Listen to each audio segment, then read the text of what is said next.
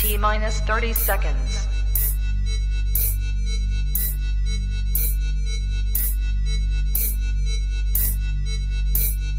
T minus 20 seconds.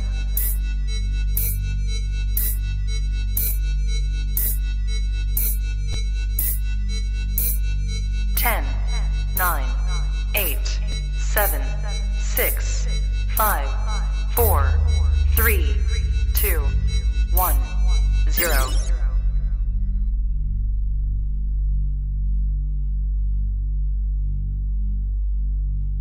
LadyChann! Fight!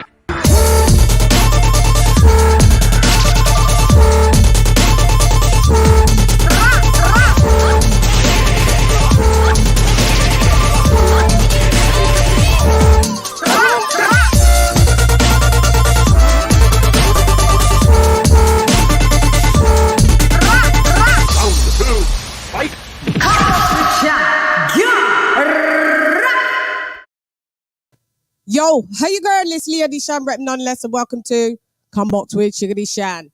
Let me see. How's the light in the building? Hi guys, hey guys, hey guys. As usual, Shani's a little bit tardy for the party, eh? Let me just check lighting situation because decided just to have a bit of a not that well kept. Sorry, guys. Today. Let me have a look.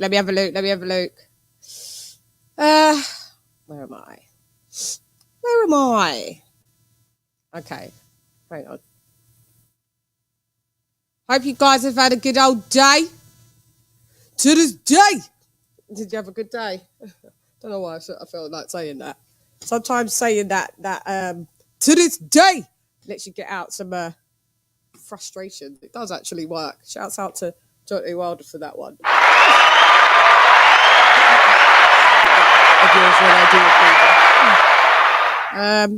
Okie dokes. Let me put on a little bit of. Let me move this fan because it's only going to blow all the gloss, make my hair stick to it, and that is very annoying. All right. We've got that's a week been heavy in boxing. It's just been kind of one story dominating. So let me just do the thingamajig, the banner. Introduce me good old co-host in the building and say hello to y'all. Put on a ring or two or three to you. Okie dokie. That just sorted out my life. Okie dokes. Do you know this chair is already not the greatest? It's already broke. Got to get a new one already. It's so annoying. Pay decent money for them and they'll last. Okay, so the banner is Errol Spence is a spin doctor. Why? Errol Spence, I get it. Why? Let me just put that banner on. Social media handles are at the bottom as usual. Hang on. So, Errol Spence. I feels like getting rusty. Errol Spence Jr. So that's people don't think we're talking about his father. Errol Spence Jr. Errol Spence Jr. is a spin. He's a spinners, mate. He's a spin doctor. I'm going to call out my members as well. I never know where that disappears. Where does it disappear to? Oh, there it does. You got to do better than that. Bud versus Avernesyan.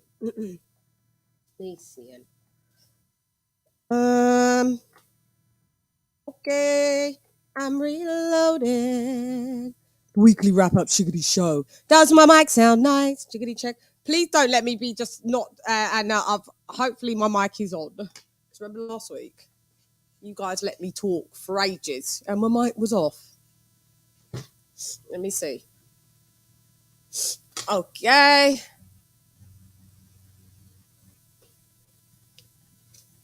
We need just a little bit more light in the building.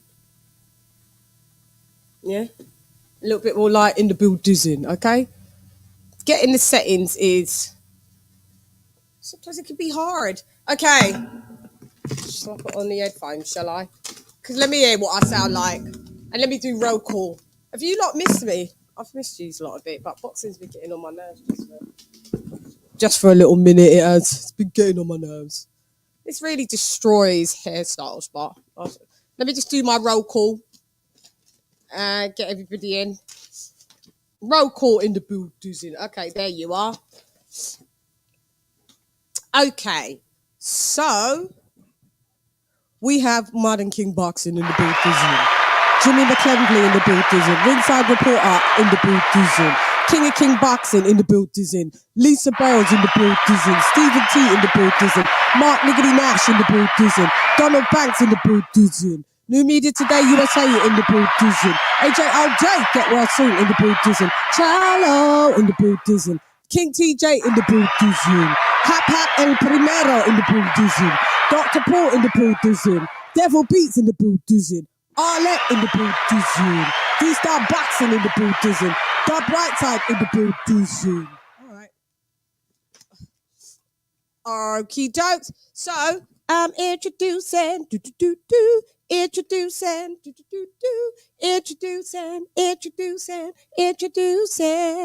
Kenny Ken in the building. Ding, ding, ding, ding, ding, ding, ding, ding. What up, Kenny Ken in the building? Hey, Ken. Hello. I heard what you said backstage, and also I've been scratching my head. There really isn't much happening. It's just, but the thing about boxing, sometimes, like announcing fights, talking about fights, on seeing what deals being made. It's just as interesting as the fights itself. But this weekend, nothing's really happened. But then again, we need a bit of a comeback. Last 2 weeks, we've had a non-event which made headlines all over the country and all over Europe and the world. And then we had the all-women's event, which, Sky apparently said that the viewing figures went through the roof. And then we've had Tyson Fury and Derek Chisora again. But we're not here about them primarily. We're about a fight we really, really want, and sadly isn't happening for now. Ken, I'd want to see you keep the same energy, because anytime usually Derek Chisora is mentioned, you hate him. How comes you've been so mild on the fact that Tyson Fury is fighting him? I haven't heard you criticize it. Well, actually, that's where you're wrong. I called that fight mates rates. I call it fight worse than embarrassing, and the reason why I call it mates race is because both of them get on very well. They're both mates, and it's just like a carve up between the both of them. There's a guy who's just so bored that he's got so much energy he needs to get get out of his system. And you've got another guy who's a willing accomplice to this, carve up of British boxing. We know who that is. It's Derek. They're just as bad as each other. Both need a fight. Both got massive, massive egos. What are we going to learn from the third fight? Not a lot. Not a lot at all. But what's happening is Tyson Fury needs a fight. A fight, and it's not going to make any money at all. But one thing about it is that, Derek Chisora's got a big London following. Tyson Fury is Tyson Fury. 2 dance partners. His last dance partner, another Londoner, Dillian White, enabled him to fight in big stadiums. And that's what it is. It's a win-win for both of them, really. One wants to stay doesn't want to let it go. The other one needs a fight. Both got something each other wants. And let's face it, they both want to fight as well. Oh, yeah. I heard that they sold 50,000 tickets, but what I'm hearing about that is that some of the tickets were taken off and limited. So you couldn't buy, so it was a smaller amount that you could buy. I'm not sure how true that is, but that's what You resell. You've got to resell. I wouldn't be surprised. Wouldn't be surprised. But the thing is that, you know, Derek, one thing I do agree with the School of Thought, Derek does have loads of fans in London. Loads. And they're all boxing fans of the majority of them, dare I say it, are people who of the most kind of Anglo-Saxon European race in London, because the reason is that Derek Chisora gives them what they want. He gives them guaranteed 12 rounds of him having a go, having a fight, trying to look for that overhand right. A lot of them were praying because he's the underdog for it to happen. So there's no doubt in my mind that was the selling point. And Tyson Fury, he's got a lot of massive new fans into boxing. Some of them don't even like boxing, but because, you know, there's a British world champion, you know, and Anthony Joshua's no longer the world champion. They've now, someone has switched to Tyson Fury. So for me, I'm against the fight, full stop. Full stop. But would I buy it? You know what? I won't say no to people's going to end up buying it more than as the time gets closer. I know what's going to happen. You know us. We're like, we're not buying it. Then most people will. Dubois fighting the undercard, isn't he? So we know Dubois fighting the undercard for the WBA regular title. So I suppose that even though we kind of suspect that the other fights are going to be not worth the gate money itself, at least Dubois on there anyway. Yeah, no, whatever that's worth, I guess. Whatever. Cool Boy Curry, Ryan Lopez in the building. We've been busting up like that all week. I said Ryan Lopez, and we've just found it totally fucking hilarious instead of saying Ryan Garcia. We've just been dying over Ryan Lopez. You got it wrong. You got it wrong. Who made that mistake? It was Ryan Garcia, but he said Ryan Lopez, and it was just me and Cool Boy just thought it was so hilarious. We just been reiterating it all week, so he's just said it there. Shouts out to you, Cool Boy. Our money in the building. What up, though? What up, Ricky? What up, though? Laron in the building. Yep, you guys are all in the building. Oh, my mic sounds great. My sister. All right. Introducing, introducing,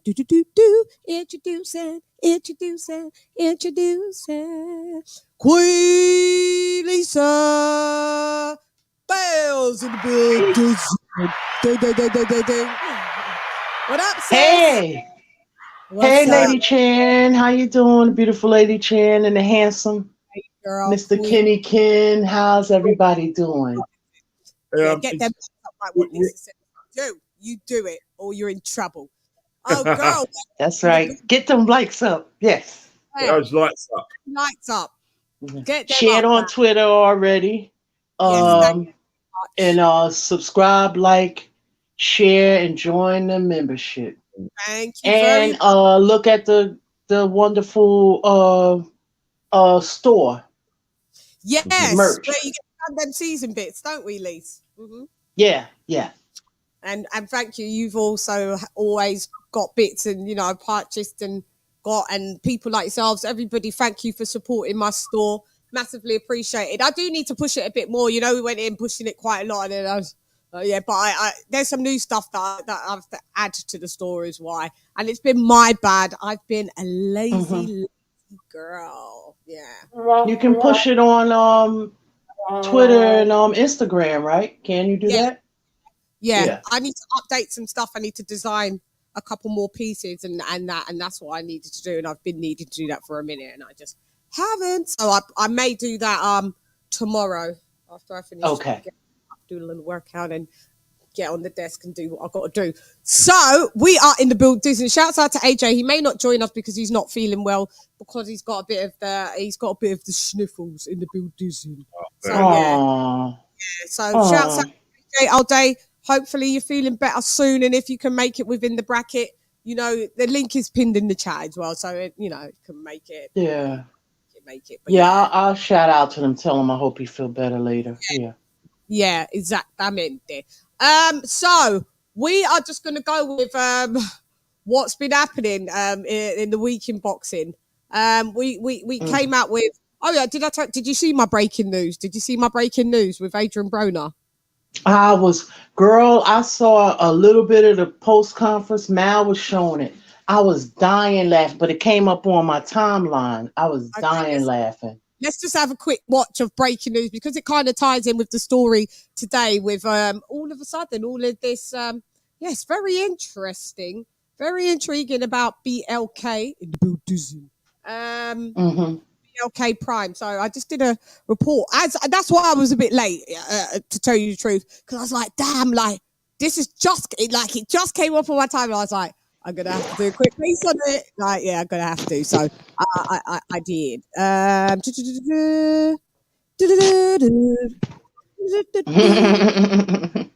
the final countdown.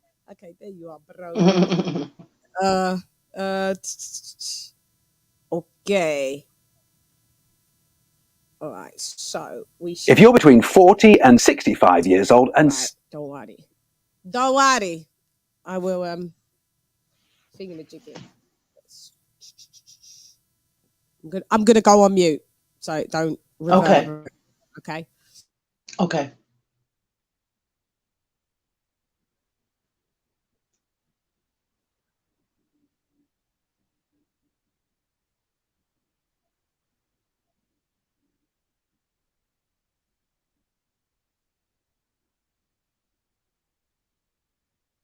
King, get your ass on the panel.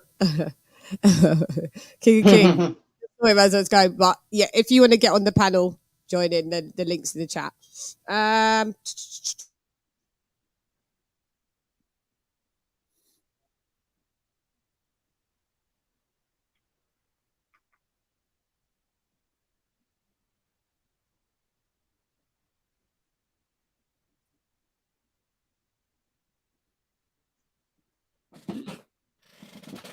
started.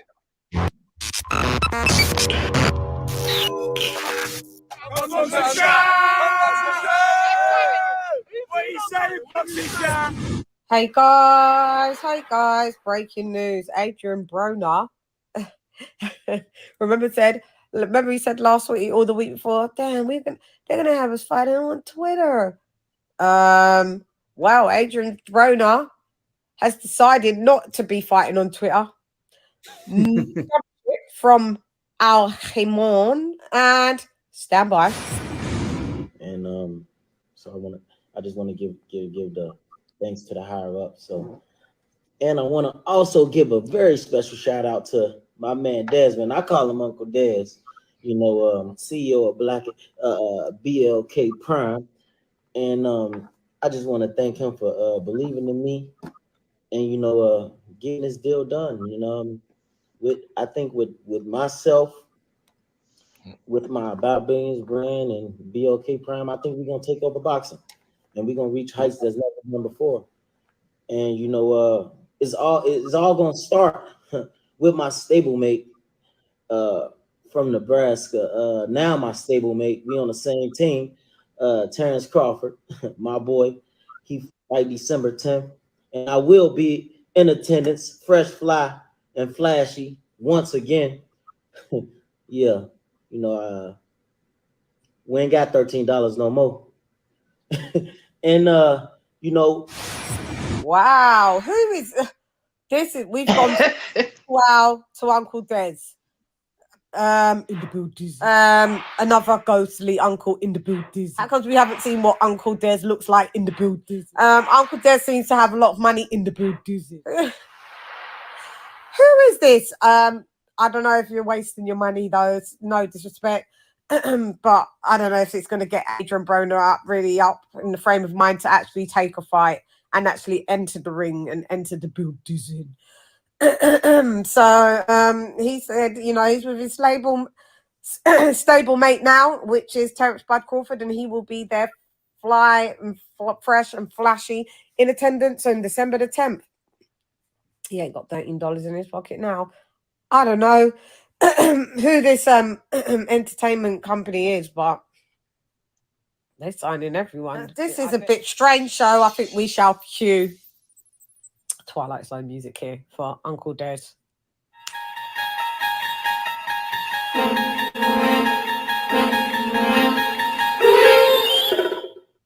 So Adrian Broner has been the second signee to BLK Prime, and he is in the building. So you know, more than $13 in his pocket, and we'll see how this pans out because I don't know who Uncle Des is, or I don't know where this company, what they're really about, and how they've really all got this money. But if it's all good, it's all good. But please, just we don't want another PBC where we just have this faceless guy and fucking up boxing and not doing good for boxing. So far, you got the David Avernesyan fight. Cool. Let's see. Anyway, I'm gone. Breaking news: Adrian Broner signs to BLK Prime. Here you go, little LadyChann. No less. Come box with Chan. Jan. BLK Prime. Who are they? Good. Well, they are really in the building. Damn. A lot of uncles in the building. What should I say? Building. Yeah.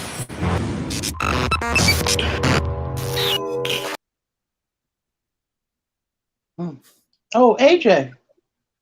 AJ. Hi. How you feeling? How you feeling? I'm getting there. Slowly recovering, getting there though. Thank you though. What's up? Oh, How y'all okay. doing? How y'all doing? AJ all day. I know. Thanks. I'm glad you could make it. So we've just shouting you out saying that you're not well. So thank you. Thank you. God, all of these blood clot porno sites in the building. What?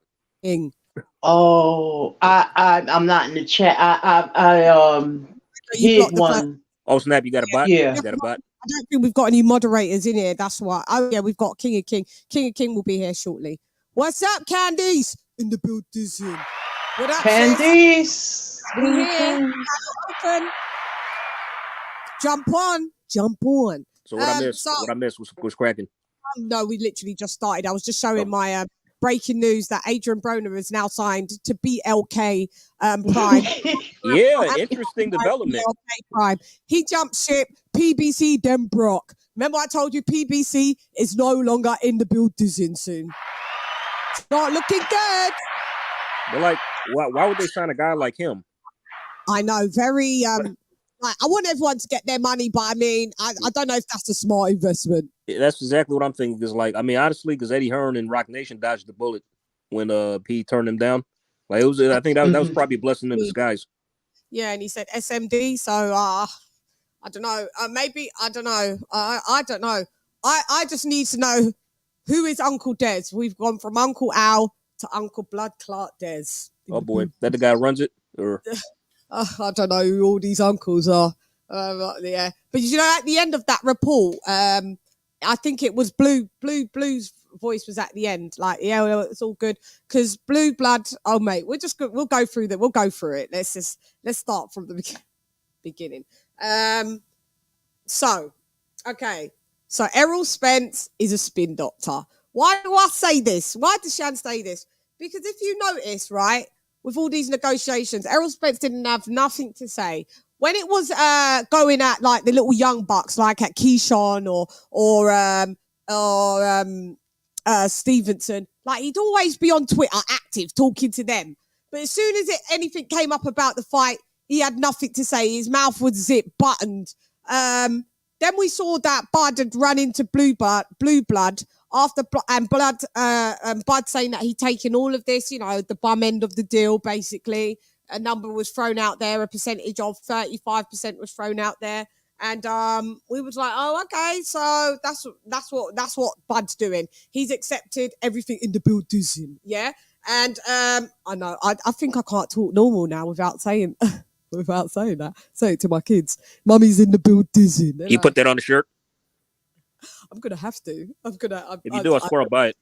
Yeah, I'm gonna have to. It's only right, isn't it? So he took that rubbish end of the deal. We didn't hear nothing from Errol Spence, did we? We didn't hear nothing from Mr. Sprints Jr. And now all of a sudden, the Avernesyan fight pops up and Errol Spence pops up.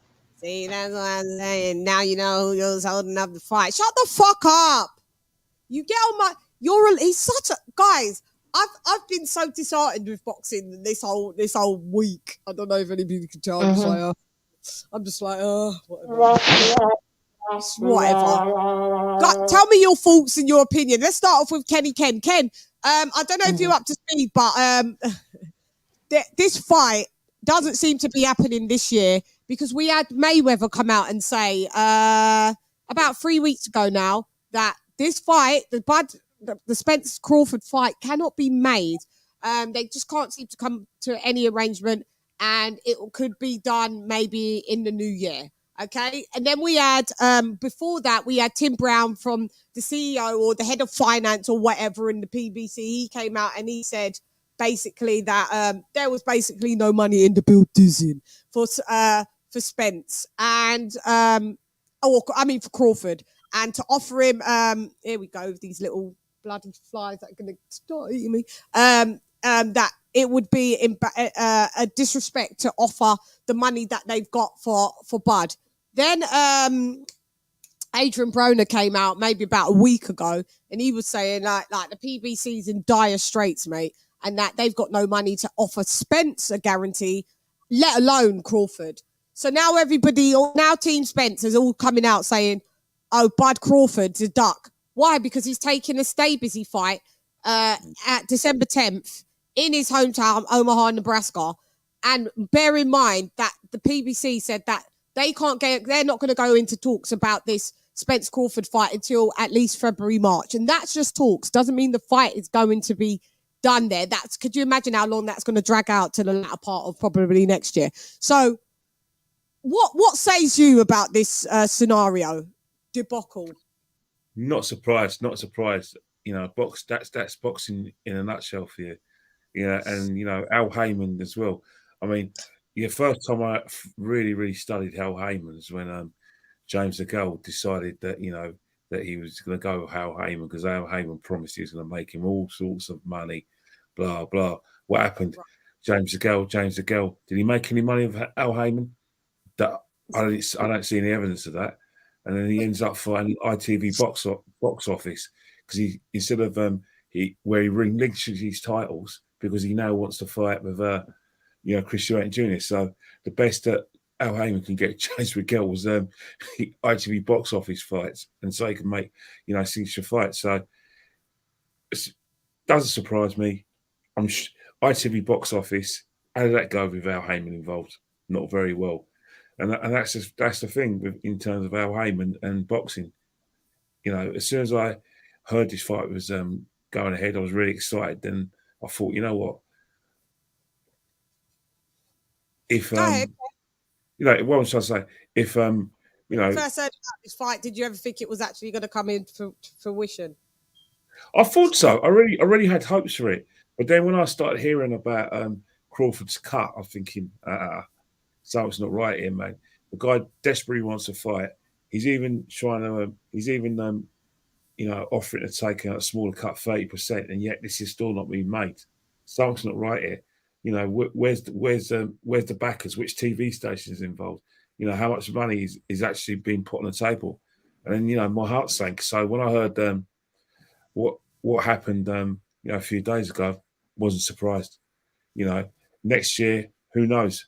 Who knows? But if I was both fighters, I'd just say, look, stay busy, keep fighting, and just hope that this fight goes to fruition. Don't sit around waiting for this fight. Just don't do it because it may never happen. Yeah, in the building. Yeah. I don't think it's going to be in the building. I don't even know if this fight is ever going to happen at all. Lisa, your thoughts on what's this all going on? Yeah, I didn't know he had said all of that because for Spence, but this has just been going on for years, the back and forth. And I know a lot of people they kind of downplay Bud's resume and everything, but he didn't have the people. Like everything was lined up for Spence over there on the PBC. He had all of the people, the right people to fight. You know what I'm saying? So, and the same thing even at 154. See, the PBC pretty much runs the the 147 division, welterweight and super welterweight. So it's like, and a lot of people are blaming Bud, and at the end of the day, I'm not in the negotiation, so I really don't know what happened. But I can't be mad at Bud if he want to take a stay busy fight. He never said that he wouldn't revisit it or still was trying to get the fight. So a lot of people are disappointed. A lot of people are angry at Bud. Blaming him for the fight not coming into fruition or whatever. And we don't know what really happened. I've heard things that he's supposed to be getting money off of the net. You get what I mean? Yeah. So we really don't know what's going on. But I just don't think that I'll say two things. Bud is not accustomed to, he's used to having money up front. Mm-hmm. So he's not used to deal, with the back end or whatever. Right. But he's still used to getting his money like a guarantee. And whatever else is off the pay-per-view, if it's a pay-per-view, And also, I have to say this, going back to Tim Brown, or Tom Brown. No, Tim Brown. Tim Smith. When he said what he said that time. Tim Brown. I thought it was Tim Smith. It's a Tom Brown and then a Tim Smith. No, I think it's Tim, the black guy. The black, not the white guy, the black guy. That's Tim Brown, I think. Okay, yes. Yes, him. What he said, I don't want to insult, we wouldn't want to insult Bud or et cetera, et cetera, et cetera. But what I was getting out of that, now this is just my opinion.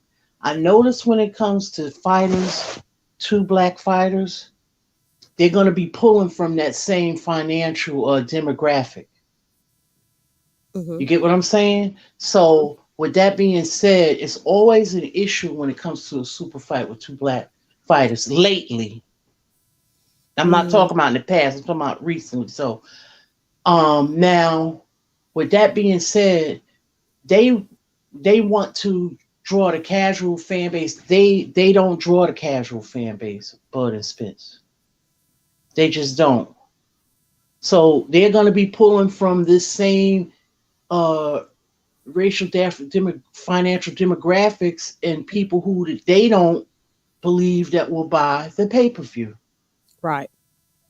And that's basically, I can't get mad at Bud. Bud is a married man with children. At the end of the day, he's been out of the ring for a long time. How can I get mad at him for doing what a man has to do, Exactly. Thank you, sis. AJ all day. You're welcome. Opinion. Well, I'm not really surprised if I'm being honest.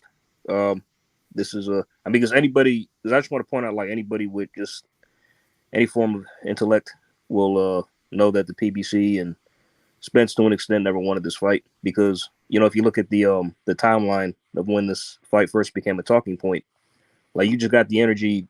Well, I mean, it's just what I read. You just got the energy from who really wanted the fight and who didn't, because to me it looked like Spence was giving a rehearsed performance, kind of like he was being told what to do and what to say. Whether it is the guy, because whenever he was even asked about the fight, it's like everything, like his responses seemed scripted and just planned. I mean, it didn't really see a guy who generally wanted to fight, and and his history has shown, like, because everything he was saying, like, because the one thing that pointed out to me clearly was how, like, he was saying even in the past stuff, like, let me clean up my side of the street first and get all the belts, and then I'll come for you last. Well, okay, well, it's still a big fight between two top welterweights in the division. I mean, the fight's bigger than it has been now than it would have been in the past, but still would have been a big fight even back then. And then there could have been the potential for, rematches at the second and the third fight. But now here we are. And I said this to Chan. Rick Glazer actually posted this back in July. He tweeted this. He said, shout out to him. He said, here's what'll happen. Spence and Crawford won't happen next. The Spence and Heyman are treating Crawford poorly, but Spence and Showtime are wrongfully blamed Crawford. Spence faces Thurman next, which is WBC. Spence is mandatory. All preordained by Dollar Balcala Heyman, you'll see. And here we are. So, right. I mean, but it's kind of shameless that, like, people are still pinning the blame on Bud for this. When because it's funny because like he just wants to stay active and take a. That's a good tune-up fight. If I'm being honest, I'm kind of looking forward to seeing him against Avernesyan. Of course, I'm picking him to win, but Avernesyan's going to come to fight. I've never seen him as the type of guy to lay down in a fight. So but it's funny, like everybody who's all up in arms about him fighting Avernesyan, if Spence was fighting him, they wouldn't care. That's what I find funny. So yeah. Double standards in the building, innit? Exactly. If Spence versus Avernesyan was announced yet, nope. Oh yeah, he's the top guy. Yeah, he's gonna. Oh, it's a good fight. This and that. But it's only a problem when Bud's doing it. That seems to be an issue. Problem. Yeah, exactly. Yep. So there's the tweet that you was talking about there. Like, there it is, guys. So and that tweet right there, I've seen this before with them, so it's very familiar to me. Mm-hmm. It's like reliving it all over again, huh? Oh, what do you mean you've seen this before? The tweet? What do you mean? No, not the tweet. I've seen this before with two other fighters. Oh, okay. He's going to talk about Mayweather and Pacquiao. Is that what you're going to say? No, not those two. It's almost the same but different. Did they involve the PBC? One of them did, yeah. Okay. Of course. This is Fury and this is Wilder and AJ. I went on YouTube then as like to that degree. I went on YouTube then, so I don't remember what people were tweeting or what it was like that. So I don't know. I can only take your word for it. But I remember. No, I'm talking about how they're gonna. What Rick said, the tweet, how they're gonna blame one and how they're gonna. This is the same playbook. This is what I mean. I've seen this before. That's why I'm not. It's very familiar to me. Got you. Yeah. So this is yeah. So and by the way, one against the other. Sorry, Chen. Just right quick. And I just want to piggyback off something Lisa said about Bud, like used to getting guaranteed cash. Like, why can't they guarantee him any money? They had a guarantee for all of Spencer's other opponents, but why not Bud? And then like once he finds that out, he agreed to everything. Once he finds that out, then he's getting a portion of the net gross, I believe it was. What's so wrong with him wanting to take a look at the books? In my opinion, that's being somebody who's being a smart businessman to make sure they want to get paid, because like he's not like all those PBC drones who aren't probably allowed to look at the books and just will take whatever they give them with no complaints. So I don't really see an issue with that. And honestly, if it was any other fighter, I'd be saying the same thing. It's just doing smart. It's just doing smart business. The Paramount boxing champs over there. There's no truth over Colonel Jessup, did you order the code red? You don't have to answer that question. I'll answer the question. You want answers? I think I'm entitled. You want answers? I want the truth. You can't handle the truth. Nope. And we have two people joining us in the building. Will Lynch and Bold in the building. Oh, sorry, not the conspiracy music. Will, thanks for joining. What up, though? What up, fellas? Chime in to add to this. Hey, how y'all doing? Pretty good. How are you guys? Hello, everyone. We are good. We're in the building. What up, Will? Oh, nothing much. I figured I'd check in, see how you guys are doing on this beautiful Tuesday afternoon. Tuesday night here, midnight nearly here. Oh, wow. Yeah, it's nearly tomorrow here. So, yeah, I know. Very late, but yeah. So, anything that you wanted to chime in about about what's been happening over the course of a week with Spence now trying to blame it? Like, my comments are just so, you got the team Spence like, Bud be holding up the fight. He dipped out the fight. No, he said he's still going to whoop that ass after he finishes with Avernesyan. It's just like they want him to come in there like really rusty, like the fucking Tin Man from Wizard of Oz, yeah. And they want him to come in there and just be like, I mean, I'll be the best way that they've been able to beat him. Errol Spence will beat him. That's right. I'll be honest with you, LadyChann. I mean, everybody's saying this is a recent thing, but this has been going on for almost 5 years now. I mean, I seem to be the only person to remember Errol Spence's infamous "shut up and box" tweet of 2019 when the pandemic hit. Do you guys remember when they were unifying all the titles because they couldn't get any other fights because the pandemic hit? Yeah, vaguely, yeah. Yeah. Yeah. Mm-hmm. Yeah. Mm-hmm.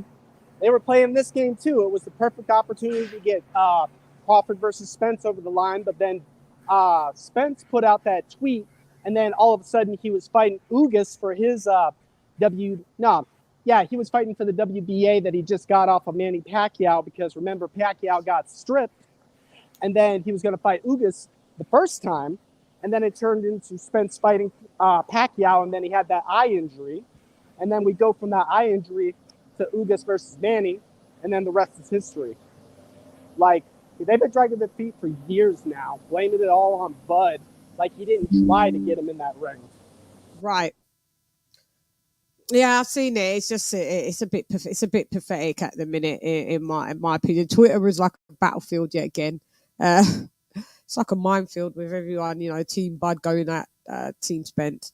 Team Spence are just coming up with just the lamest stuff, though. Oh, look, he's ducked out of the fight. How? How's he ducked? But go ahead, Bold, in the building. What up, Bold? Hey, what's up? What's going on? What have you got to say to chime in on this madness? I mean, I pretty much agree with a lot of y'all say. I mean, at the end of the day, this fight wasn't going to happen in 2022 anyway. If it was going to happen, I don't understand why a lot of these Eurosexuals are coming out crying over the videos and stuff, making it seem like it's Bud's fault. And like the last gentleman just said, I mean, we have a track record of PBC not doing fights. And it's not even just Crawford. Remember, I mean, not Crawford, Spence. Remember, Crawford tried to get a fight with Danny Garcia. That didn't happen. Mm-hmm. He tried with Keith Thurman. That didn't happen. Yep. He tried with Ugas. That didn't happen. So at the end of the day, it's all on the PBC. So, I mean, for these guys to try to blame Bud, these are the same people that are blaming Bud were the same people before were saying Bud need to go fight Kell Brook, Sean Porter, or fight all these other guys besides, Errol Spence. And then now the time come, they expect Crawford to sit there and keep waiting on their bullshit after they told Crawford to leave Top Rank. Crawford leaves Top Rank and they still procrastinating on the deal. So Crawford got to do what he got to do. He got to stay active. So I can't blame him for it. And then on top of that, they reported that it's going to be a 8-figure payday. So you really can't blame him for that. Right. Yeah. I just think that you just got to throw that whole fan base, not the normal fans, but the Eurosexuals, throw them all in the bin, mate. I'm sick of them. I'm literally sick of them to the back teeth. It's just like they're just. I thought Wilder fans were worse. No, they're not. I've realised it's Eurosexuals. They're the worst. Then I would say the Wildettes, and then I would say the Furites. It's all a tie to me. Like, they're all like they could be quite close. Maybe Fury and Wildettes are together, but I think Eurosexuals are number one. I think they rotate on who takes number one depending on the situation. Yeah, the fly-by-night fans, fly-by-nighters. Yeah, I've seen that with a lot of fan bases, with Loma, just so many. It's just like, it's just at the end of the day, is this the fight that we want to see? No, we want to see Spence and Bud, but at the same time, like, I don't know what's going on in negotiations. It's not. I know the statement that Bud made to ESPN. I do know that, but it's just crazy. It shouldn't take this long to make these fights, but who am I? I'm not in the negotiation room, so who am I? El primero en el edificio, in the building. I ain't got no money. I mean, music. Yeah, you need your own intro, but you can have a round of applause. In the building. El primero. What up, Hap? Yeah, what's going on, man? We're just trying to debunk some stuff, and people seem to be. I don't know where all the Errol Spencians are right now. Where are you guys? The Errol Spencians. I need to Yeah, we need to see them. They don't pull up in the building, do they? Never do they do. There, look, they ain't got nothing to say. You look sharp. You look sharp. You look sharp. Yeah, in the building. Yeah, they never got nothing to say. When they're given the opportunity, oh yeah, you guys can call in as well. There is a phone number down. Is at the bottom scrolling through? Oh yeah, we also have mi esposo número uno. ¿Cómo está? Hello. Hang on. Well, let me find. Todo bien, mi hermano, mi esposo. Sorry, you know my brother. You're my. He's claimed to me, guys. So you know, I said I've got a few husbands, and he's husband número uno. Sí, ya tú sabes. Okay, let's go. Vamos.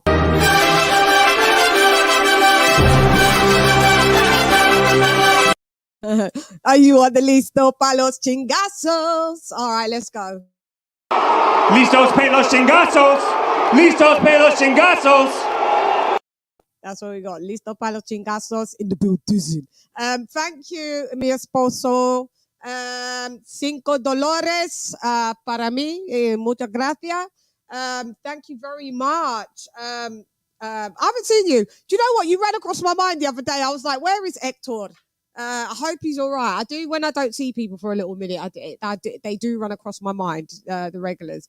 So thank you very much for that super chat. Major Key Boxing in the building. What up, Major? What up? What up? What up? What up? Hey, Major. If you got anything to say, you can jump on the panel as well and say, you know, a couple of bits, and we'll hear what you've got to say. Who else is got to go on this? I think we've all said our pieces on. Hey, Chan. Yeah, go ahead. Could I add something else? You know what I'm getting from this fight, Spence Crawford? I'm getting Khan versus Brook vibes. Because like no matter how long that this fight is postponed, if it eventually does happen, I think Crawford's still gonna win no matter how old he is. Because like Khan ducked the fight for years. He did everything he could to not take it. Then like when they were past their best, Brook beat the shit out of him. And it just makes you wonder, like, despite the fact that the catch weight, everything they tried to do to look like all this kind of stuff, Brook still won because he was always destined to win. So I think even if the fight had happened sooner, he probably would have won too, as well. And I think Khan knew that. And I think the same thing with Spence Crawford here. Like, once the fight happens, like, hey, you know, I don't think it's gonna matter how old Bud is. Like, he's still gonna win this fight. Yeah, because this is the fight he's wanted for so long, and the fight to really just, you know, stamp his legacy.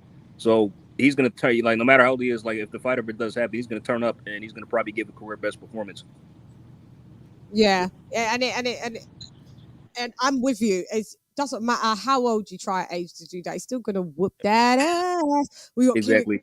King Boxing in the building. What up, King Ron? The Gun. Yeah. Hello. How y'all doing today? God bless. Hey, what's up? What's up? Give me Yo, your how you opinion. doing today? Yeah. Oh, go ahead. No, give me your opinion. Were we talking about the situation with the promoter, or are we talking about something else? We're talking about everything to do with this.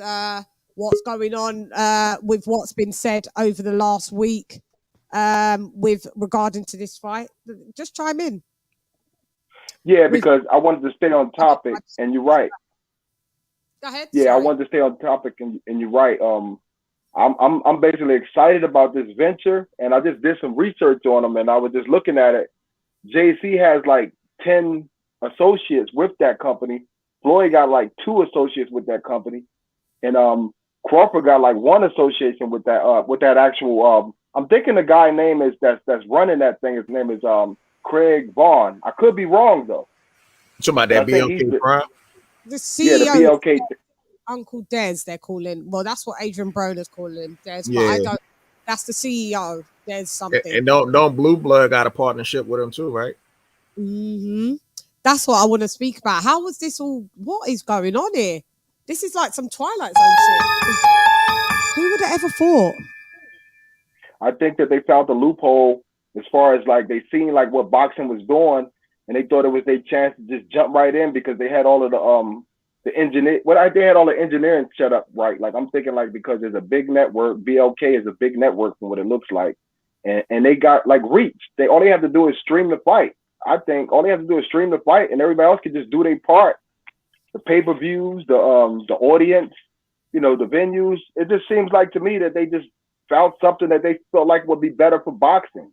And I'm not hating on it. People can do their investigation if they want, but it looked like a Netflix app to me. So if it's a Netflix app, you pay your money, you watch a fight.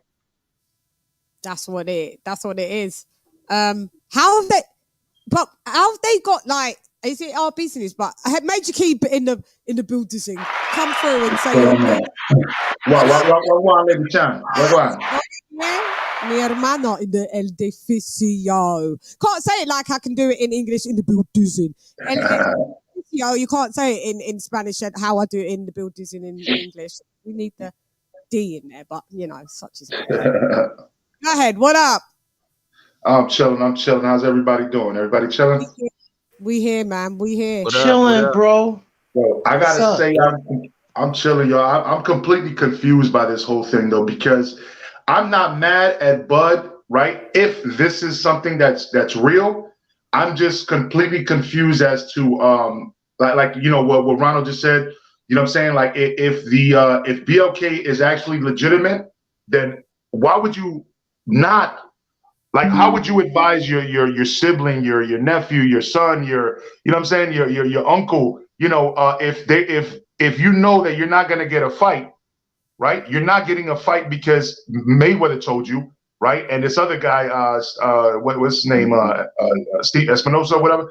Like people are telling you it's not gonna happen, right? And so why would you not want to go and sign a deal to get a bag? And all they're trying to do is say, oh, he ducked because immediately he had a fight. But let's not forget that David Avernesyan for years was actually getting paid step aside money because he was up there to be the contender, right? And he had a fight already lined up for November 19th. So the fact of the matter is that all they had to do was put Bud on the card and say, hey, now we've got Bud here. Let's move the date back. You know what I'm saying? And let's make it an even more profitable fight. I don't understand why that's not common sense to most people. That's just common sense to me. That's the wise decision there. It's not a duck move if the other person is failing to actually offer you something of value, something of worth. Because if you're saying that, hey, he's ducking because he should have just accepted the percentage, the back end money, that's bullshit. I mean, but he was even willing to do that if you could just show him the books. Why not want to know that, hey, you're not charging me $1,000, per soft drink in your training camp? You know what I'm saying? I want to see the books. I want to make sure that I'm getting the profit that I deserve. Why not want to see that? Yeah. And they said, no, that can't be done. So that shows you how shoddy and so basically they just want this fight to happen for free. A part of me was like, call their bluff, just do everything, just do it for free. And fuck him up. But you can't really do a big fight. Do you know what I'm saying? I want to say one more thing, lady, because I got to bounce. Actually, I just came on just to show you guys some support.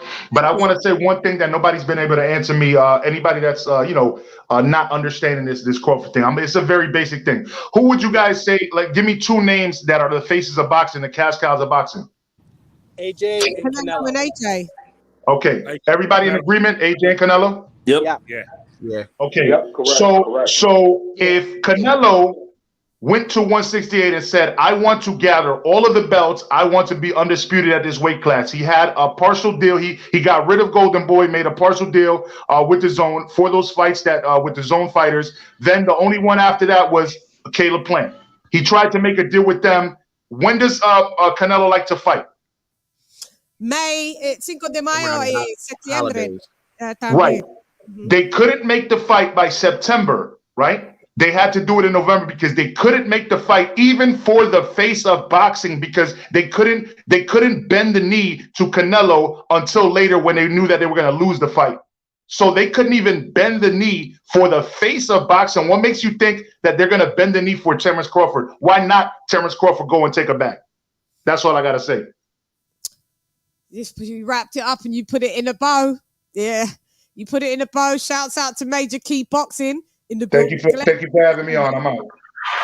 All right, peace. Couldn't have said it better myself, to be honest. Yeah, it just looks like well, it looks like Canelo took their bag. Their bag left the building. They tried their best to try and lock down Canelo in that deal, innit? And Canelo said, "No, sorry, dame mi dinero por favor ahora." That's cash cow moves. You can't lock him, man. Yeah, all you can do is appreciate him. Yeah. We're not here to be friends and do ring a rosies. You know what? You know what, Lady Chan? Mm-hmm. I've been watching it. I've been studying like how all of the different boxing communities are feeling about this, and the Alphabet Boys, they really are not going to buy this fight. They are so stubborn to the fact is that somebody's doing something important that could possibly, pioneer the sport. And it's like they don't appreciate that. It's sad. It's really sad to see that how people are so standoffish like that. Yeah, they're haters. They're fucking haters. Payday. You want payday? I know that. Crawford's not allowed to make a living. He's got five kids. 5 kids. Nah, according to him, he said he got nine kids. Who, Crawford? Oh, my bad. I thought you were talking about Blue Blood. My bad. Like, where did the other lot from? Yeah, Blue's got 9 kids. That's a lot of kids. Blue's got 9, and he's got a granddaughter on the way. Shouts out to him as well.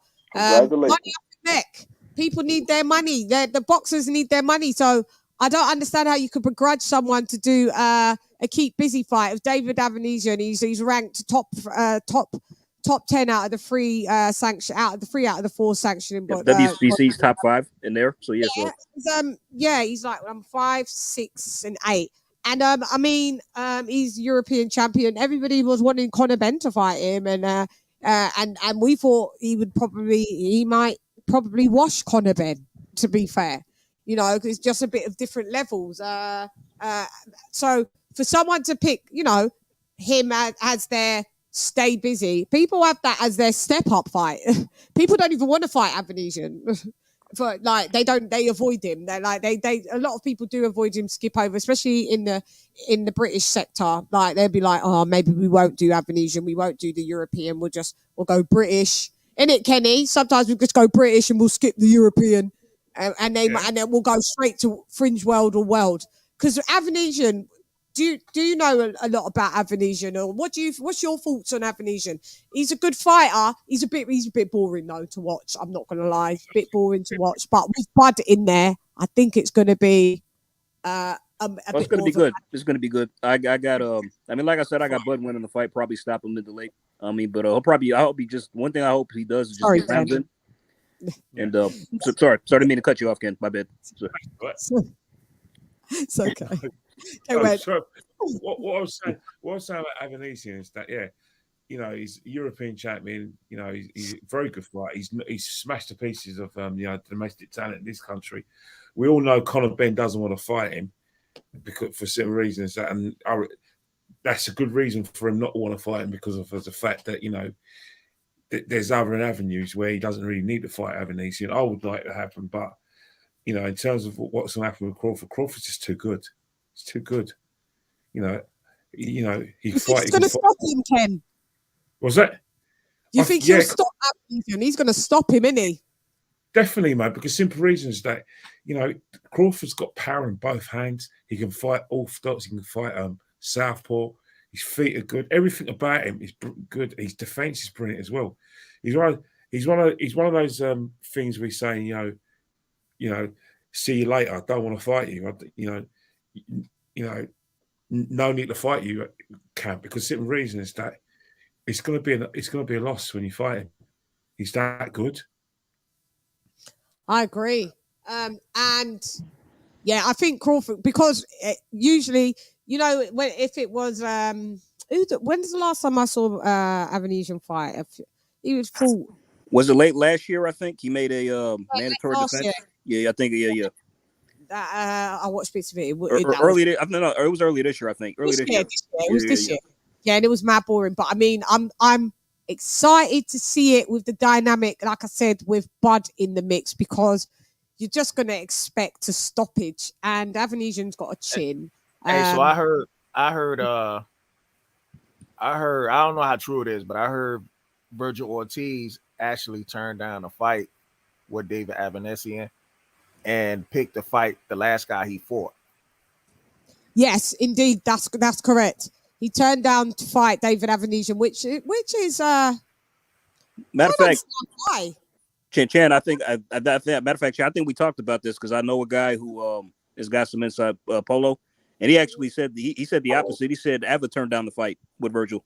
Oh yeah, that's it. I think it was the other way around. You're right. Yeah. I mean, because the WBC they ordered it and it was set to go down, but then yeah, I think the Ava's team they got the contract and never signed it. Yeah, that's right. I remember. Bud, it was the other. I mean, Bud. I'm calling you Bud. Bold. Bold. Yeah, it was the other way round. Yeah. Avernesyan ducked that one. He didn't want no smoke. He didn't want. But Virgil would have beat him. Virgil would have beat him, I believe. So Virgil would have, I think, would have seen. So he's only had 3 losses. One dude that just after his debut, earlier in his career, then he got he lost to Lamont Peterson on points. Lamont Peterson, and Mean Machine stopped him back in 2018. Yeah, in 6 rounds. Yeah. So he's had 3 losses. Not a lot. Very good record. 1 draw. Who did he draw against? Some guy, I forget his name, some Russian guy, but it was early in his career too as well. But yeah, okay, that was an early one as well. Yeah. So I mean, it's going to be interesting. You're not buying it, Hector. You don't want to buy it. Who on the panel's buying that fight? So I am. How much is it going to be for us in the UK then?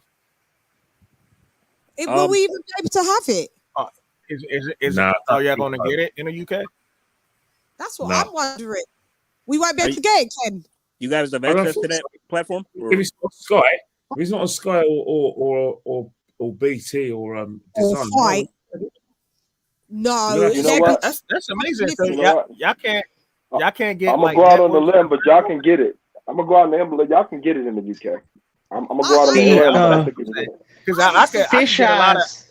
I could get a lot of networks from the UK over here.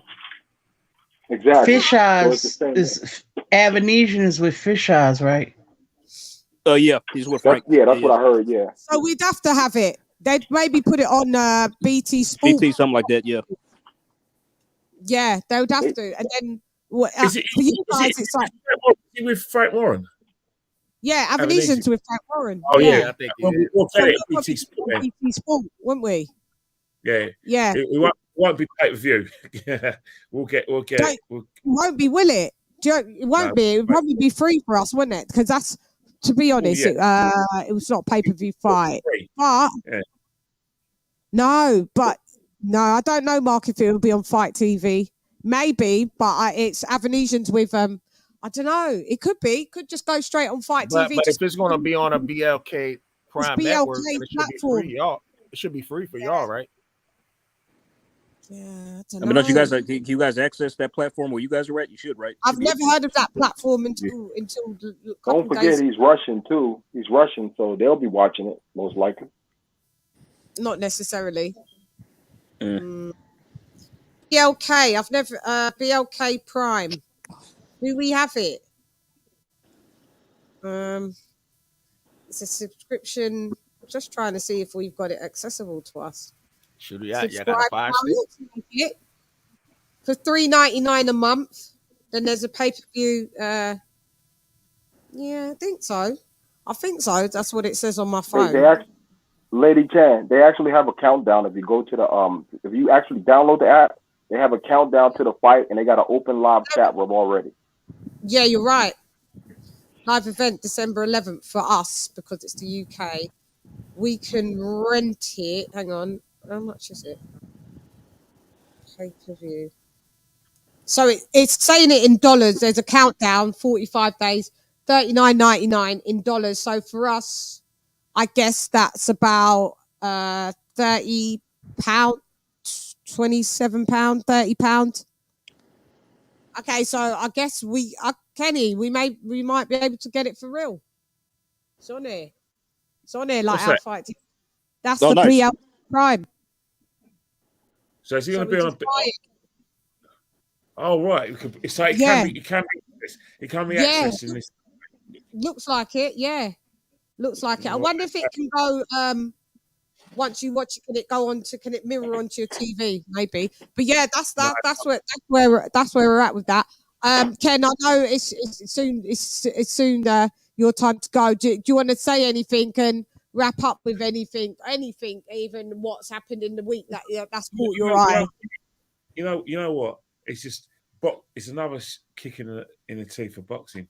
You know, we had a kick in the teeth 2 weeks ago, but something like this that we were looking forward to and all want, seeing that it won't happen. But one thing I agree with a lot of people on the panel, it will happen eventually when they're probably in their late 30s.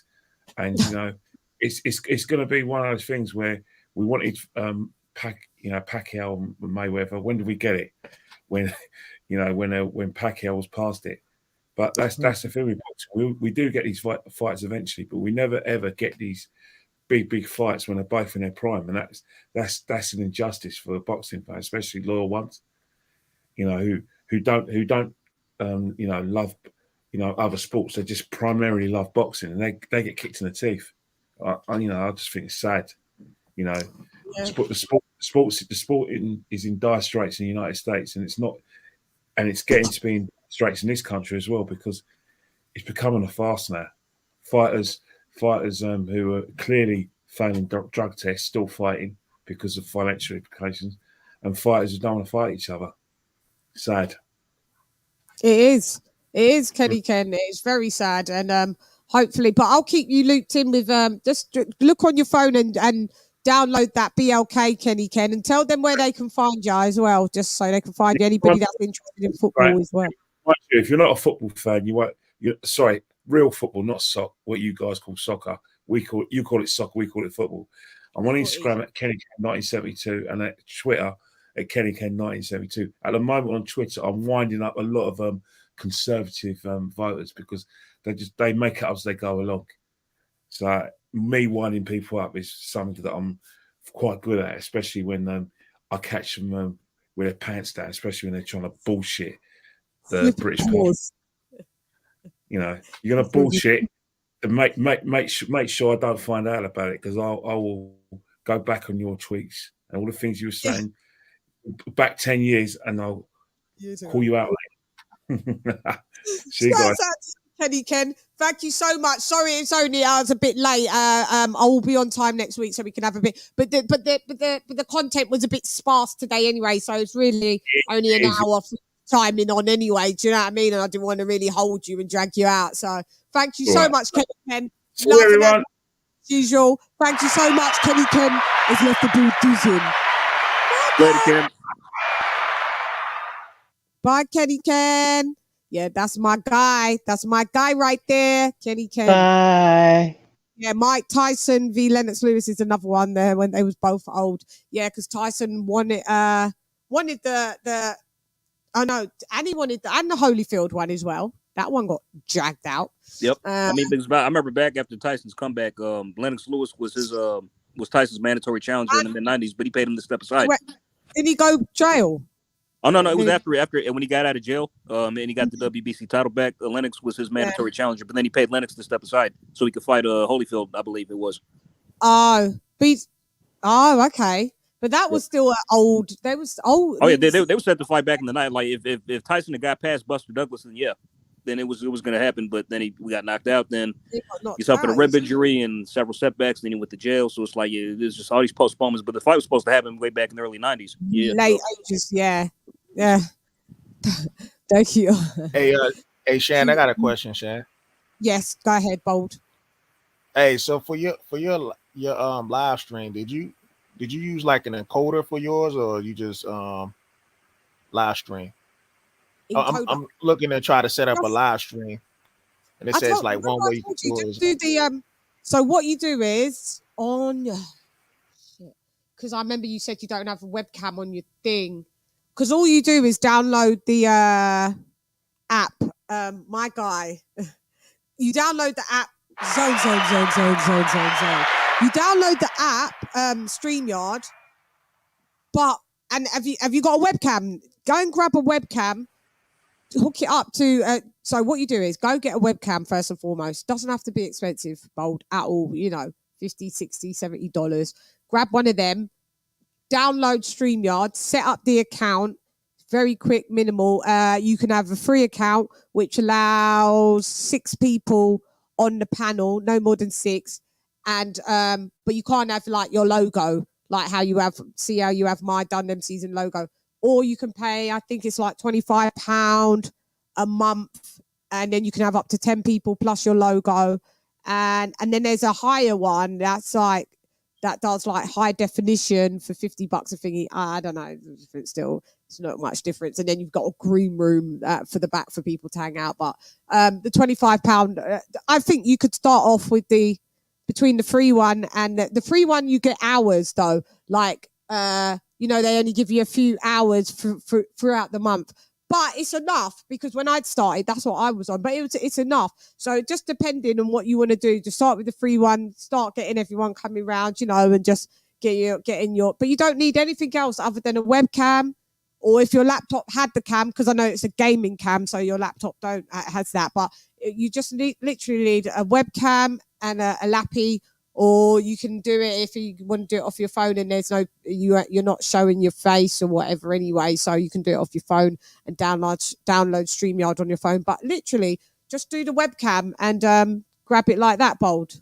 And you don't need to download anything, no web code. You got to only do that when you're using YouTube as a, when you want to do YouTube lives.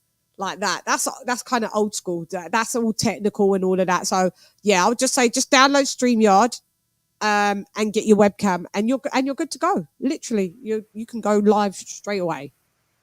All right. Appreciate that. Can you hear me? And if you get stuck, just shout me and I'll just walk you through it. It's easy though.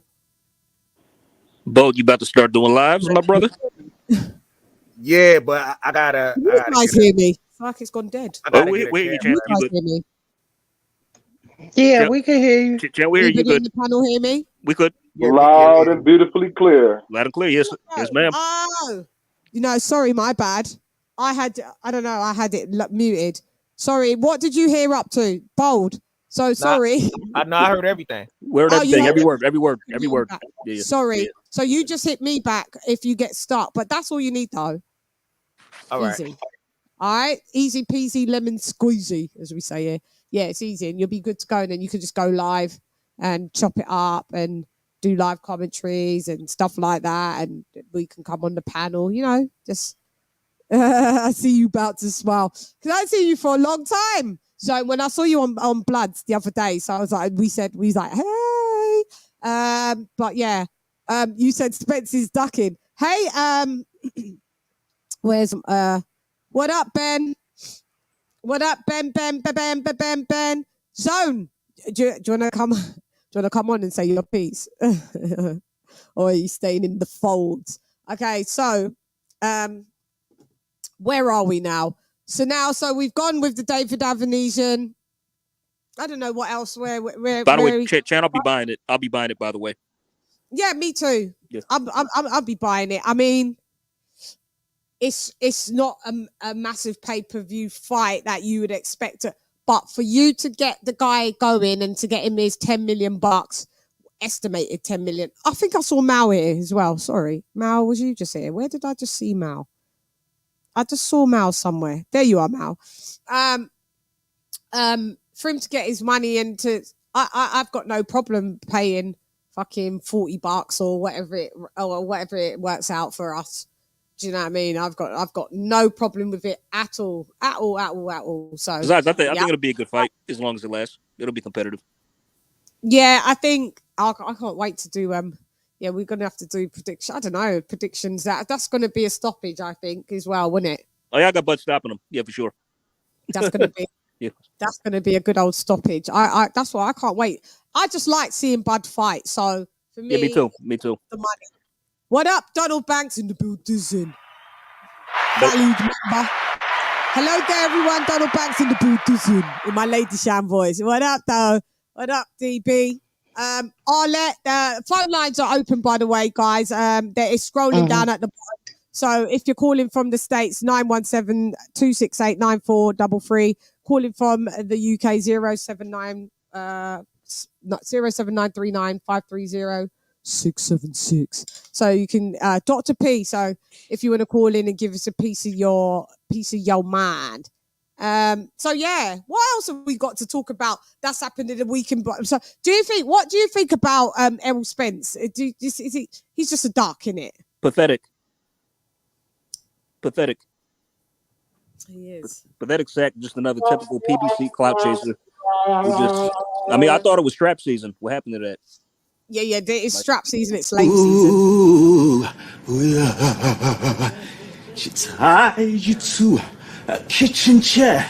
She broke a foam and she cut your hair. I'm froze. It's not.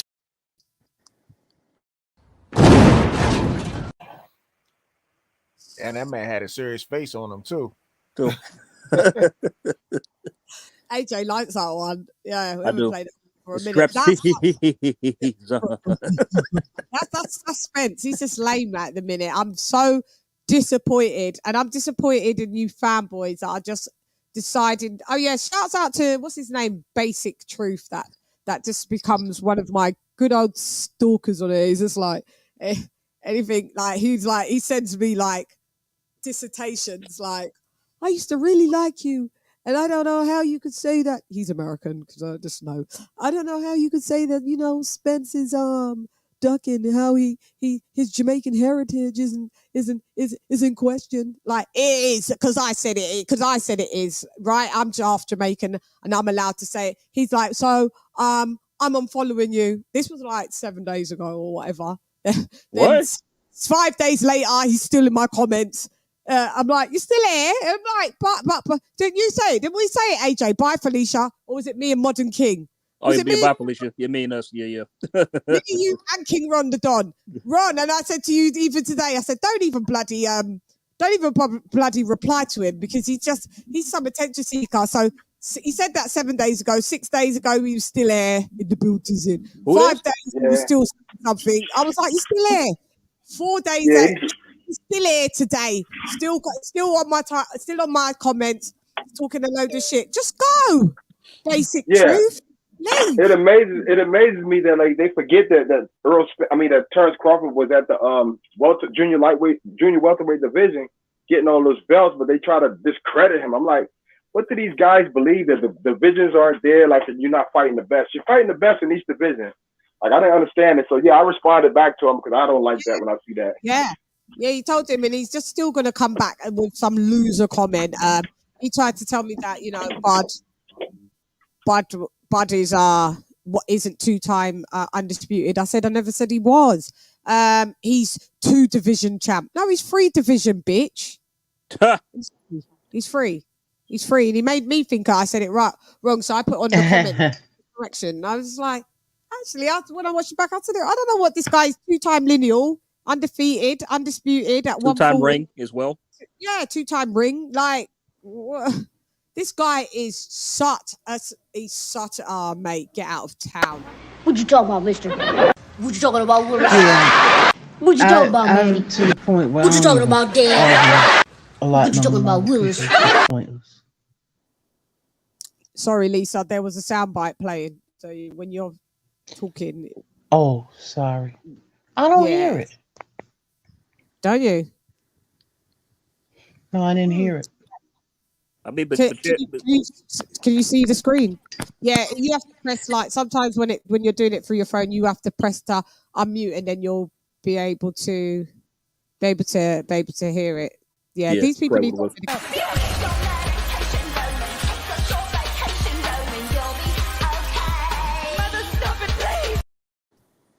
Yeah, these people. But Chad, I mean, it's like for everybody who's claiming that. The Earls, I don't know what to call them. There's too many names now. Let's just say the Earlsexuals.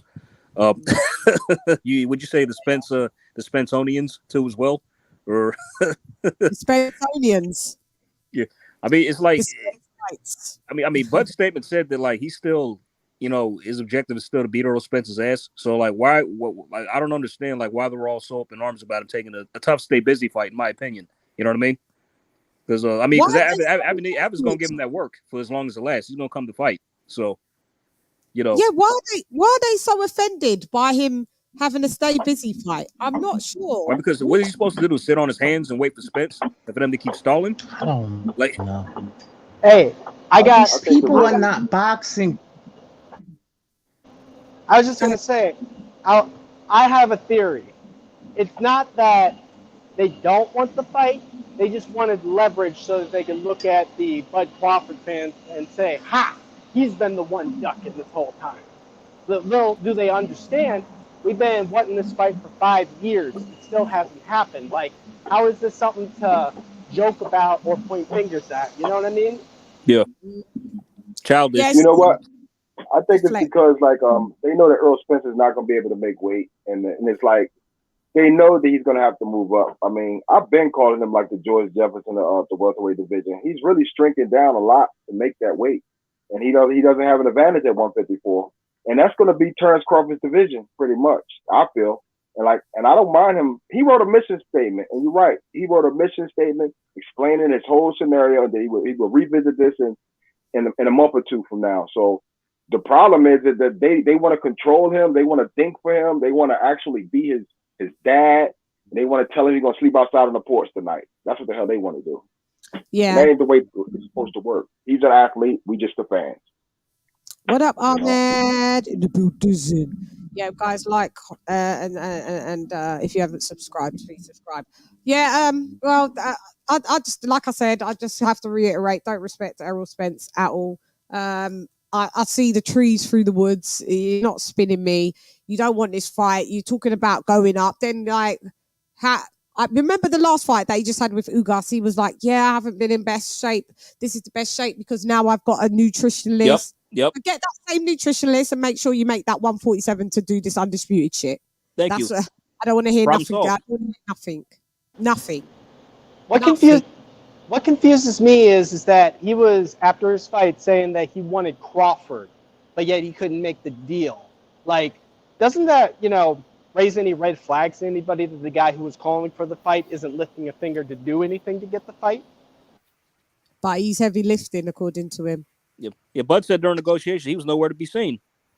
He ain't. You just see him coming up on Twitter. Like, you wait for the PBC mixtape. Errol Spence has got a couple mumble rap singles coming through. We got Deontay Wilder, with his bum ass fucking single as well. Oh God. I will be doing a review. I don't know. I haven't heard the song in its entirety, so I will listen to it with fair ears, and I'll give you guys a review. And you know what? And the big myth is that Crawford doesn't have any fans. But I've always been a Spence fan and a Crawford fan. But the point is, I've bought both of their fights. That Texas situation, they don't buy Crawford's fights. I know this for a fact because I used to watch them all of the time. They just think everything's about one boxer and they'll put the other boxer down. I love the UK, how y'all deal with y'all boxers. Y'all treat them both with respect. Not here. So his pay-per-views was going down anyway in America because I know this for a fact that it was going to go down because half of the fans that like him like the other guy. But they won't tell you that. Yep. I buy both their fights. So I bought Spence versus Ugas too. I bought that. Yeah, I bought Spence fight, mate. You know what I mean? So no one can tell me that I'm a hater. Because if I was a hater, I wouldn't buy it. I put my little shekels in his pocket as well. So just all right. We're moving along swiftly. Hey, here's the thing. What's this? I'm starting to see a lot of videos on this now. Like I saw one this morning, but now it's starting to pick up. What's this thing with Errol Spence and Mo 3 situation? Oh, I don't know. What's happened? I've been so out there. Who is Mo 3? I can tell you all about that. I know you know about it, Bold, but I mean, it's been. Please elaborate, fellas. Let us know. Tell us. Tell us. I've been holding back on talking about this, but like the whole scenario is that Charleston, the guy Charleston, whatever his name is, he has the whole scoop on that whole Dallas situation. He knows everything about them guys. Rain, the other guy, Mo 3, rest in peace. And the other guy, Errol Spence also. So it's a scenario in a yellow, what is his name? Yellow Beezy or some shit. Yeah. But the point is they was all in a circle and they all fell apart from the circle. And Errol Spence is basically stuck in the middle of all this situation because they was all friends. So it's like once that situation broke up, now you have a whole bunch of turmoil that nobody ever want to talk about on the Spence side of boxing, but it's there and it's been very prevalent in the sport. So it's like, hey, you know, they don't want to talk about it, but that's his reputation right there. Also, his reputation is ruined outside the ring and inside the ring. Oh, is it? Is this to do that he got that the other day he was out and he was drunk in the club, wasted? Yeah, and there's a report of that too. He was at a car show recently, like 2 weeks ago, from a Dallas channel that I was watching. Oh, for fuck's sake, man! He was drunk in there, and he was calling everybody haters in the club. I mean, in the car show, and he had nothing to do with boxing. This guy had nothing to do with boxing, but they just was interviewing him, and he just started flipping out on them, calling them haters because of all of the backlash he's probably getting from the Dallas people. You know? Yeah, I heard about that. And the people that was reporting it were Spence fans. So, you know, pro Spence channels. So that's how you take it. It was credible because they was even disgusted. So yeah, I heard about that. So I heard that his drinking's back on $1 trillion, and somebody said it to him on Twitter like, "You're a drunkard," and he was like, "Oh, I may be." And then they alleged that Charleston alleged that Spence had something to do with Mo 3 murder because they was all sleeping with the same lady or something. Bruh. There's a lot going on, trust me. There's a lot going on. Yeah, I don't know. We won't be touching that. We like to keep monetized in the Bluetooth. Yeah, that sounds like some true crime shit that I'd be watching. So You know what though? But look at the difference between the two people, like the polarizing figures. You have one guy who doesn't have no stain on the situation, but to want to fight, and then you have the other guy who nobody always never seems to want to talk about, but he got all this stuff going on in his life. But he's supposed to be the face of welterweight division. Like, come on, man. Like, it just seems also like, you know, he got a lot of shit going on, a lot of stuff.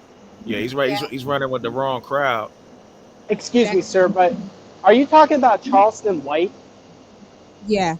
Yeah, I'll take what he say with a grain of salt too. But I don't really know the guy like that, but you know. Well, he does have a lot of information. I don't even know who he is. Neither do I. Keep saying I don't really know who he is. He's been getting popular the past couple of years or so. Because I know he made a video going at Fred from Barbershop Conversation saying that Fred never paid him, so he told him to take his video video down from his movie. And then all of a sudden, I guess they worked that out, and now they cool again. And yeah, he's been oh yeah, he was in the movie. That's right. Yeah, so he's kind of like a YouTube activist. I say that. Do any of you know who Little Boosie is? Yeah. Yeah. So you know that guy's credible on the street, right? Well, yeah. Yeah, but I guess, yeah. Yeah, I guess, but he's an idiot in my opinion. Well, yeah. Well, it is a fact that he served time in prison and was. He's riding around in people. Yeah, he's not like he's credible as in that regard, but I just think he's an idiot. But yeah, he's definitely credible. Yeah. So anyway, the reason why it matters is because he won't go at Charleston White. Charleston White has called him every name in the book, but he won't make moves on him because he knows he's dangerous. I can hear something. What's that? Is that feedback? Say that again one more time, Will. I said Little Boosie will never go against Charleston White, and Charleston White has called Little Boosie every name in the book, but he refuses to go at him because he knows how dangerous he is, because he even says on camera, killers listen to him. Street people listen to him. Like, he's got so much credibility because he gets these kids off the street. Pretty much that's what he does. He tries to stop the violence by going and talking to these people. Oh, got you. Yeah, he's kind of like the ref, kind of like the mediator. Yeah, the street mediator. Yeah, got you. Yeah, I understand. I haven't looked. I've seen this story floating around. I haven't gone too in depth in it because it's just like. But that type of culture only exists like in the Midwest. Does that culture live in UK like that? Like when you see fights in the UK, you see like a happy audience, you see like a bunch of camaraderie. When you come to our fights in America, not on the East Coast so much, but on the Midwest, you see a bunch of ignorance, and it's like it's accepted.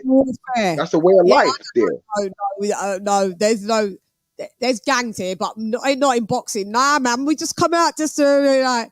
to talk about what Sweet Caroline. That's all we come out and do. And then we I get trade drunk. places with y'all in a heartbeat down there. That fan was them fans was awesome against the Clarissa Shields card. I enjoyed that whole card, yo. We come It's for escape. ignorance here at the Barclays too. Yeah, we ain't coming for no. I don't know. This street stuff in boxing is new to me. Like meaning, like there's some warfare and this. I was just like, drop me out. Just drop me out of boxing for the week. I have been so uninterested in boxing mainly for the week. Don't know if you guys could tell. I've just like done a couple reports. And if you get locked up, in New York, you will get lost in the system. Trust me. Yeah, the street stuff was always a part of boxing, though. Yeah, and gangsterism. Underworld, but no, it's not like prevalent with like I'm talking about. Underworld is more like with, not like this, meaning like it's prevalent where you've got like the boxers teaming up with rappers and then it's that type of. No, man, this is some new thing. This is some no. This is not what. It's not what I grew up on anyway. I've never seen this before at all. Coming on old YouTube and you lot telling me what's going on there. No gang warfare here in boxing, meaning like that at the fights. We just come to be merry and jolly and boo people and their national anthem, which is wrong. But that's how. Moral of the story: Spence is still getting drunk. Huh?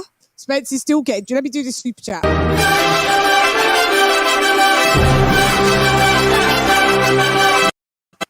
Esposo número uno. Again, otra vez. Muchas gracias.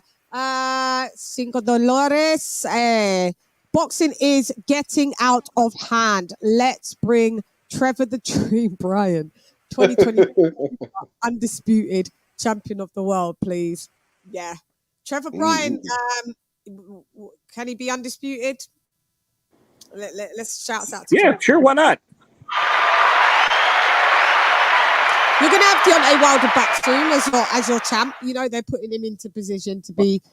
Thank you so much, Hector. You know, they're putting him in position to be a champ again. So you'll have another American champ and that. So actually, because we're going to have him with Andy Ruiz. So that's on the agenda. Let's talk about. I'll talk about that a little bit at the end. But we've got Tank leaving or has left. Team Ellaby, Team TBE, Team, hell of a fighter. And did he? He really left? I think he's gone because he's tweeted it. Oh shit! You haven't been on Twitter in the day and a half, so. No, him tweet and delete. No, he's been tweeting and delete. Why does he fucking do that? Like, he did say that he has gone, and he has said that you've seen him tweet about the fight with Ryan Garcia. See me and Ryan Garcia. I care not about him. I stopped. I was high on him in the beginning because I thought he wanted legacy. I thought he wanted to not just do maybe it's Maybelline, but he decided this is my last dance with both of them. Ryan Lopez. This is my last chance with both of them. If they fight in February or whenever he's supposed to be fighting, that's the one I'm looking forward to because I got a couple bets with some guys on that one. So I'm kind of hoping that one does happen. Brian Garcia versus Gervonta Davis. Yeah, it would be nice if it would be nice if it does happen. It would be nice if it does happen, but I don't know. You got Eddie, Eddie. I ain't got there ain't no sunshine when he's gone, but Eddie says one thing then the other. Is that we'll probably never know. You have to make your own decisions and judgments, which is sometimes dangerous. Was he cheating? Was he unlucky? Either way, his reputation is tarnished forever. Because it doesn't matter. You fail a drugs test, you fail a drugs test. You look at his physique on the scales for last Golovkin. Eddie again. I don't need to save money. I want to put on good fights. So that was a good fight for DAZN. So I'm disappointed. But what is the point in signing up for drug testing if when you fail, everyone just goes, "Oh, don't worry about it. Just let him fight." Yeah. So the argument of it's all right with UKAD is totally irrelevant. You've signed drug testing with VADA, the best testing agency, in my opinion, in the sport. I don't need to. I don't know. He's gonna have to eat some crow soon.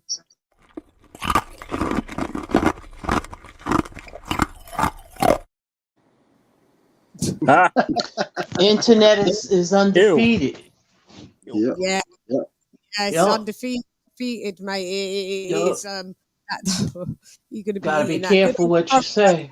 Yep. Yeah, that You crowbar. guys have a good day. You guys have a good day. All Peace. right. See you All later. right. I'm gonna You too. in the beautician. El edificio. Sí, ya tú sabes. Shoot. Muchas gracias. I was gonna ask him who he had winning that Yes. fight, Tank and Ryan. No, but it's Alex said this fight is never going to. Ain't no sunshine. I'll upload that one. I will. I'll upload it as well. Ain't no sunshine when Tank's gone. He's an idiot. Ellaby, we get your taste slapped out of your mouth, mate. Out of your fat old gob. We've got a super chat in the building. So let's go. Wait, let me find the super chat. Let's get the British horns out, shall we? Let's go.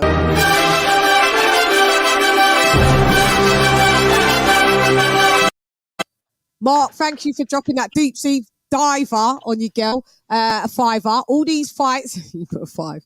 All these fights we don't get. We got Katie Taylor this weekend, then Bivol Ramirez week after with Cameron Jessica McCaskill. That is true. Yeah. So we've got, shouts out to DAZN. They've got a good every week for the rest of the year.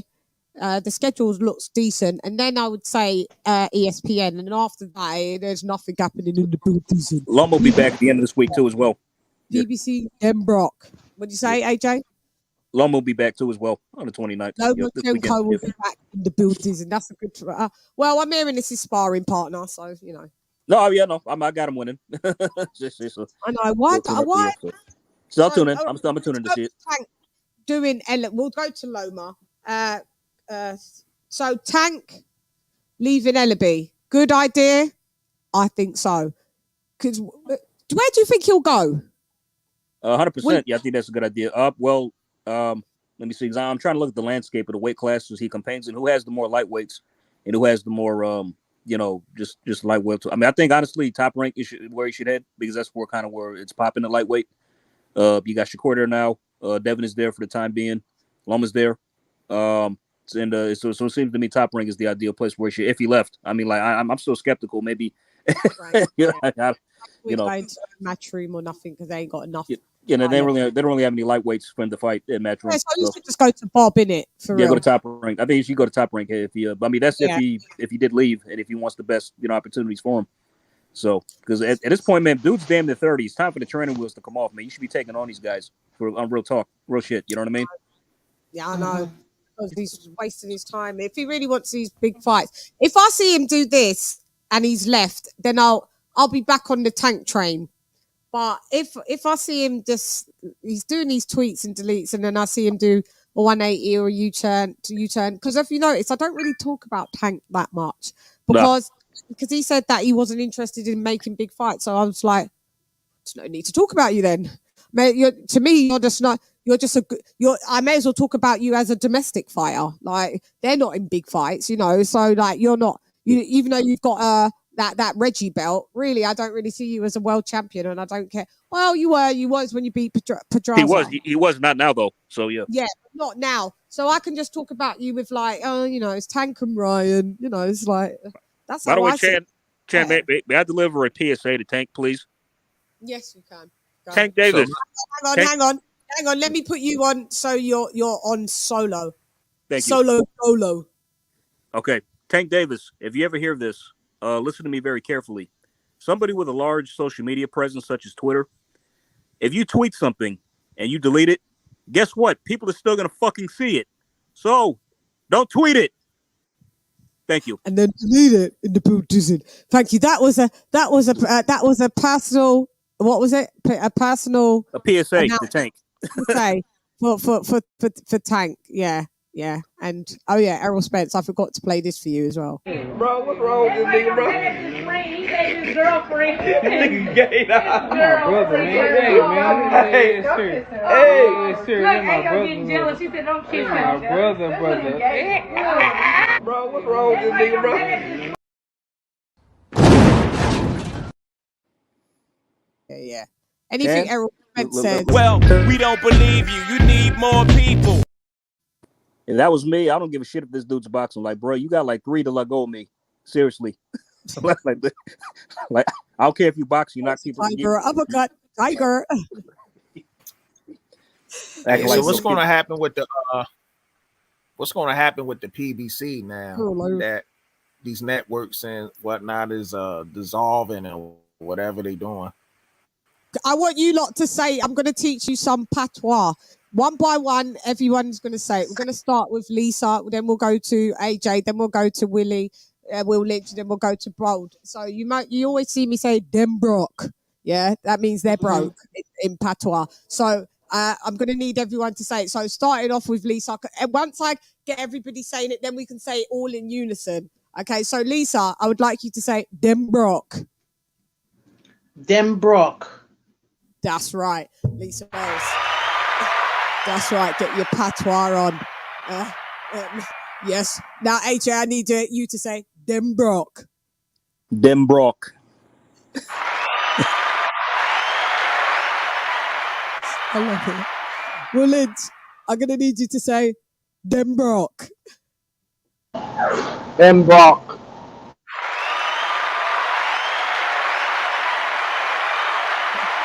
Bold, I'm going to need you to say, dem broke. Bold. Dem broke. You hear me?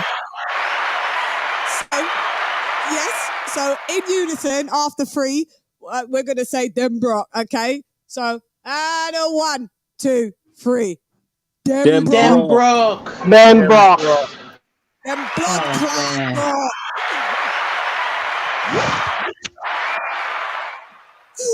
I feel like I was in music class. You went back in the past there, and it's like the time. And a 1, 2, 3. Yeah. Dem blood broke. Payday. You want payday? I know that. Dem broke. As matter of fact, like I think earlier when Caleb Plant, I think somebody who was on said the fight was delayed several times, and it's like which fight? The Spence. Plant Caleb and Canelo. Playing Canelo Okay. that was being done. Remember it took like 3 to 4 times for the fight to nearly get done. And it's like, why don't y'all just send Caleb to the zone? Because that fight, he's not going to win that fight. You know that. So just bear the cost of like saving all this money of paying Canelo to ensure your guy takes an L. Just send him to the zone. Into the zone. Let the zone foot the fucking bill. They'll pay Caleb 10 mil. So Yeah, they'll pay him. So doing smart business. Yeah, like Star Fox. Lisa sounds like a real yardie though. Yeah. She sounds like a real Jamaican. Dem broke. Yeah. Dem broke. She's got Bahamian in her, so it's a bit. It's in the blood. Yeah. Like, Caribbean. Yeah, it's in the blood. Yeah. They're broke. So whenever you guys hear me say you've been hearing me say it quite a lot, or you see me type it in the chat when it comes to PBC, them broke means they've got no money in the build, isn't it? Them broke. So we will let's make that a hashtag. By them going broke. Yeah. They're broke. They're broke. They go like Bold.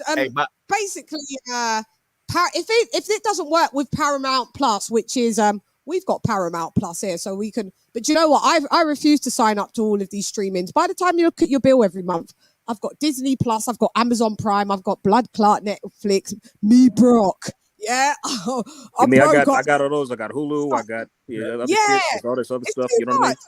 Yeah, it's too much. So Bold. So basically, if they don't make it work with an app, which they said they would never go on. Remember, an app, boxing on an app. Remember, they was saying that was stupid. Now their asses have to make it with on an app. If it doesn't work, because so far 500,000 subscribers has left the building. Yeah. So if things are going to get consolidated, that they're saying, and mergers, and yeah, our Fox has got no fights left on the schedule, maybe one. Their contract is done, them season, and yeah, they're out the bill. Wallier and Reed, who had PBC, who was funding PBC, the 6'7" white dude, you know, in the all black company. They've left and sold it off to an Australian, another white dude in the building for the all black company. But they want their money from Al. Al's put them in debt, so they're suing Al Heyman, another lawsuit in the building. So then Brock. Yep. It looks bad. It's kind of like Do you how think, Eddie do you said think that the zone wouldn't do any pay-per-views. No, that's Showtime though. I'm lost. That's No. yeah, Showtime. that's Showtime. Am I correct? Showtime is what PBC's in business with. So PBC is who they make. PBC is the promotional company, and how they get their fights out is via Showtime or Fox, isn't it? But Showtime isn't making enough money via with PBC, because PBC that's why they're putting every fight on PPV bars, because they ain't got no money. Okay. Because Showtime ain't got no money to give them. Paramount ain't giving Showtime no money to give Showtime money to give PBC money, because they're not making them any money. So everything's them broke. So yeah, PBC, Showtime, PBC is going to bear the brunt of it. They're in problems because their father company is Paramount, and then it's Paramount controls Showtime. Showtime control PBC. So Stephen F. Spinoza, who works for he'll have to he's at Showtime. So what he'll have to do is be like, PBC, he'll have to tighten the reins on. He'll be like, if you guys can't pull in this amount of money or this amount of numbers, I'm going to have to even downscale you even more. They may even have to offload the PBC off of Showtime totally. Fox has, basically. By the way, Chan, his boss, Stephen F. Spinoza's boss, quit. He quit his position. I forget the guy's name, but he quit. I reported it. What's his name? Devin. I forget his name. Yeah, I reported it. But he hadn't been in position for that long anyway. Yeah. He resigned at the end of the year. I remember. He leaves at the end of the year. Devin. Something Devin is his name. He leaves at the end of the year. He's putting his resignation. He was going to get replaced anyway.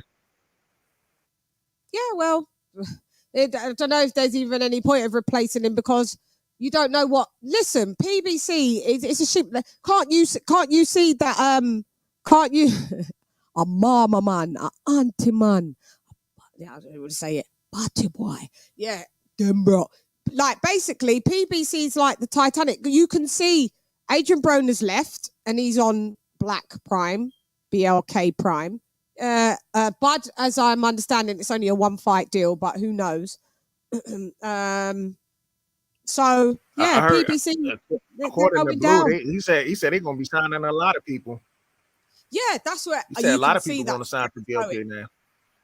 Yeah, I want to sign there. Can I? Watch out. Hey man, they got the clout to put on these big fights and pay these fighters, kind of like his own. They're like, I got no issue. Whose reception's that like that? Something was me. My bad. Whose mic's that? Yeah, I think it's Will. I think it might be. Yeah, that's me. Yeah, that's bad. Very bad. Maybe I can do some writing for BLK. I'll hit them up and do their weigh-ins. But I don't see any face. Is there going to be a face for that company? Is there going to be anyone at the at the presses and stuff? Like, how does it work? I'm just confused. Is there going to be a face of the company? Can we see a face of that company? Like, you know how you Google like Al Heyman and like only 2 pictures come up, to be fair. 2 very, very creepy pictures. Is there any pictures of, is it going to be like a face to this company, or is it? Can we get I don't know. I mean, as long as they put on good fights, that's all I'm worried about. Yeah. Do we have to have a face? Because if we keep the same energy, do we know do we have a face to Netflix? We don't care. We just watch what we want to watch on Netflix and that's pushing. It. Yep. I mean, but different though. Yep. It's different though. Like, so when Bud is like, when he whoops Avernesyan's ass, and it's at the post-fight presser or even at the pre-fight presser, who's going to be sitting next to him? That's a good question. It's going to be a representative of BLK. It'll be Blue. It should be. I mean, it should be because it'll be interesting to see at the post-fight presser who's next to him, because that'll kind of show like who's kind of like running things a little bit. I mean, but if the Crawford fight does decent business with on this platform, that could be the launch right there that they need. Who knows? If you want my honest opinion, I think Mike Coppinger would be the best space for that, because he's always capping. Oh, please no. We shan't allow that. I heard Bud got stake in that app too. Maybe that would make sense, that they're just trying to grow an app make it real, a real black-owned app, make the real fights happen. I guess I would put stakes in it if I was a boxer, and it makes sense. I mean, is he really getting the 10 milli? He's getting 10. Adrian Minimum. Broner said he ain't got $13 in his pocket. He's got money now. Wow. The money's going to be down the toilet like it was. I think about it, like if Bud is actually getting 10 million, like he doesn't even have to pay anybody. He can just pretty much keep all that for the most part. Fair enough, Jesse. Just give break off Bomac.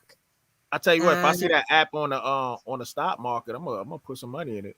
Put some money in it. Yeah.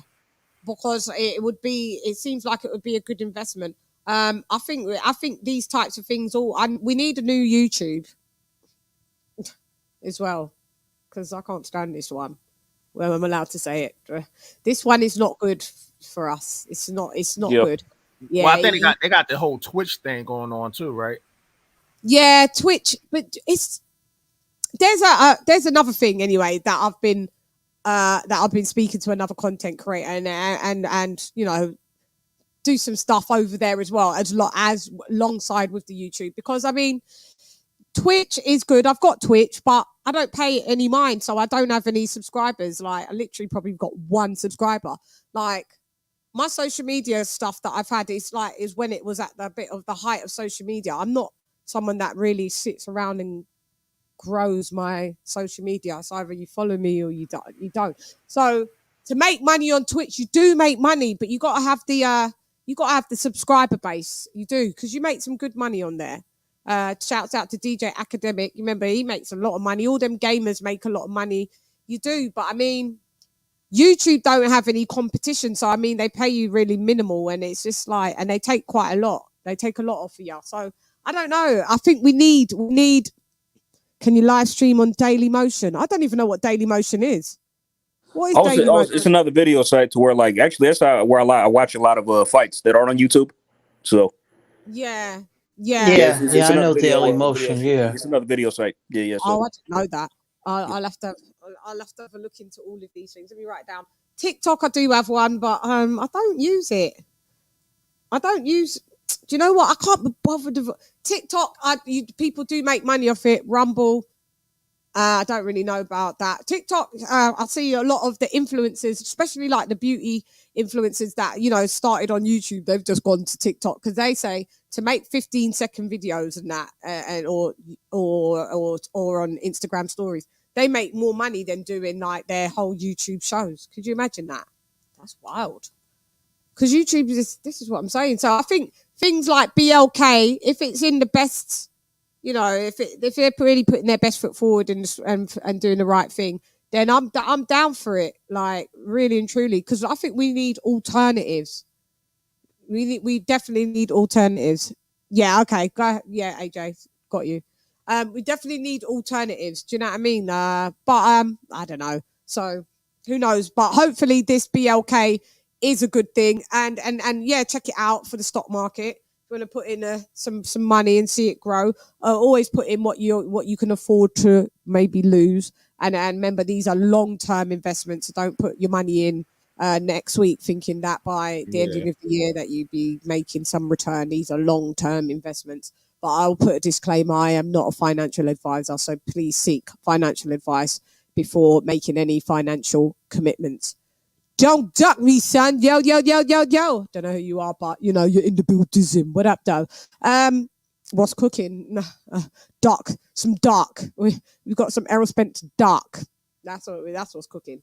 So okay. So we've got Tank. He seems to be leaving. He's left. So that's cool. And then we've got, who else did I say that he was going to? He's leaving on Twitter.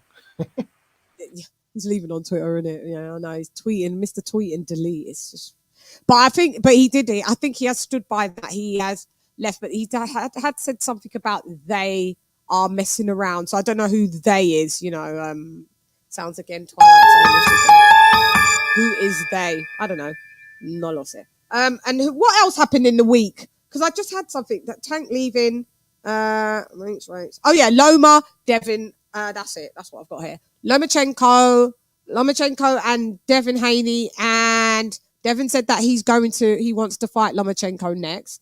Also, Lomachenko obviously has got a fight next with his sparring partner. Do we keep the same energy? Because we all desecrated Deontay Wilder when he was fighting his, his current sparring partner is in the Nordic Sleeping Beauty. You're no longer the Nordic Nightmare. You're the Sleeping Beauty in the building, because you was asleep. I think if we're gonna gun for that, we got to keep the same energy. Lomachenko, this isn't good enough. I don't care about if you come from war. I like you as a fighter. You're a great fighter, but this isn't good enough, mi hermano. No me gusta. Lo siento. I don't like it because it just, you're supposed to be that guy. So either have like an equivalent of a David Avernesyan type of fight coming in, because you're an Olympian as well. Guys, do you see where I'm coming from? This isn't good enough. Good enough for who? Sorry, I came in a little late. I did that. Coming in fighting his sparring partner. Oh, because yeah. We said because we got to keep the same energy. We came down on Wilder for fighting the Sleeping Beauty, right? And also we came down on, and I see how people are when it was Canelo fighting his sparring partner. Canelo fans were like, "Oh, it's fine," and people and us was like, "Well, all right, it's his Mando, but it's not." It was his Mando that was put into position. We got to keep the same energy. I don't want to see fights being made with proper sparring partners, with your frequent sparring partners. I don't want to see it. I don't want to see it. That's lame, in my opinion. Anyone else's? Yeah, somewhat. I mean, he has been out a while, almost a year. I don't care. I at the same time, I get it. But you're right. I don't really want to. You're an Olympian. I like to see him kind of have a comeback against the D. I don't even know if this Ortiz guy's in the top 10 or anything, or top 5.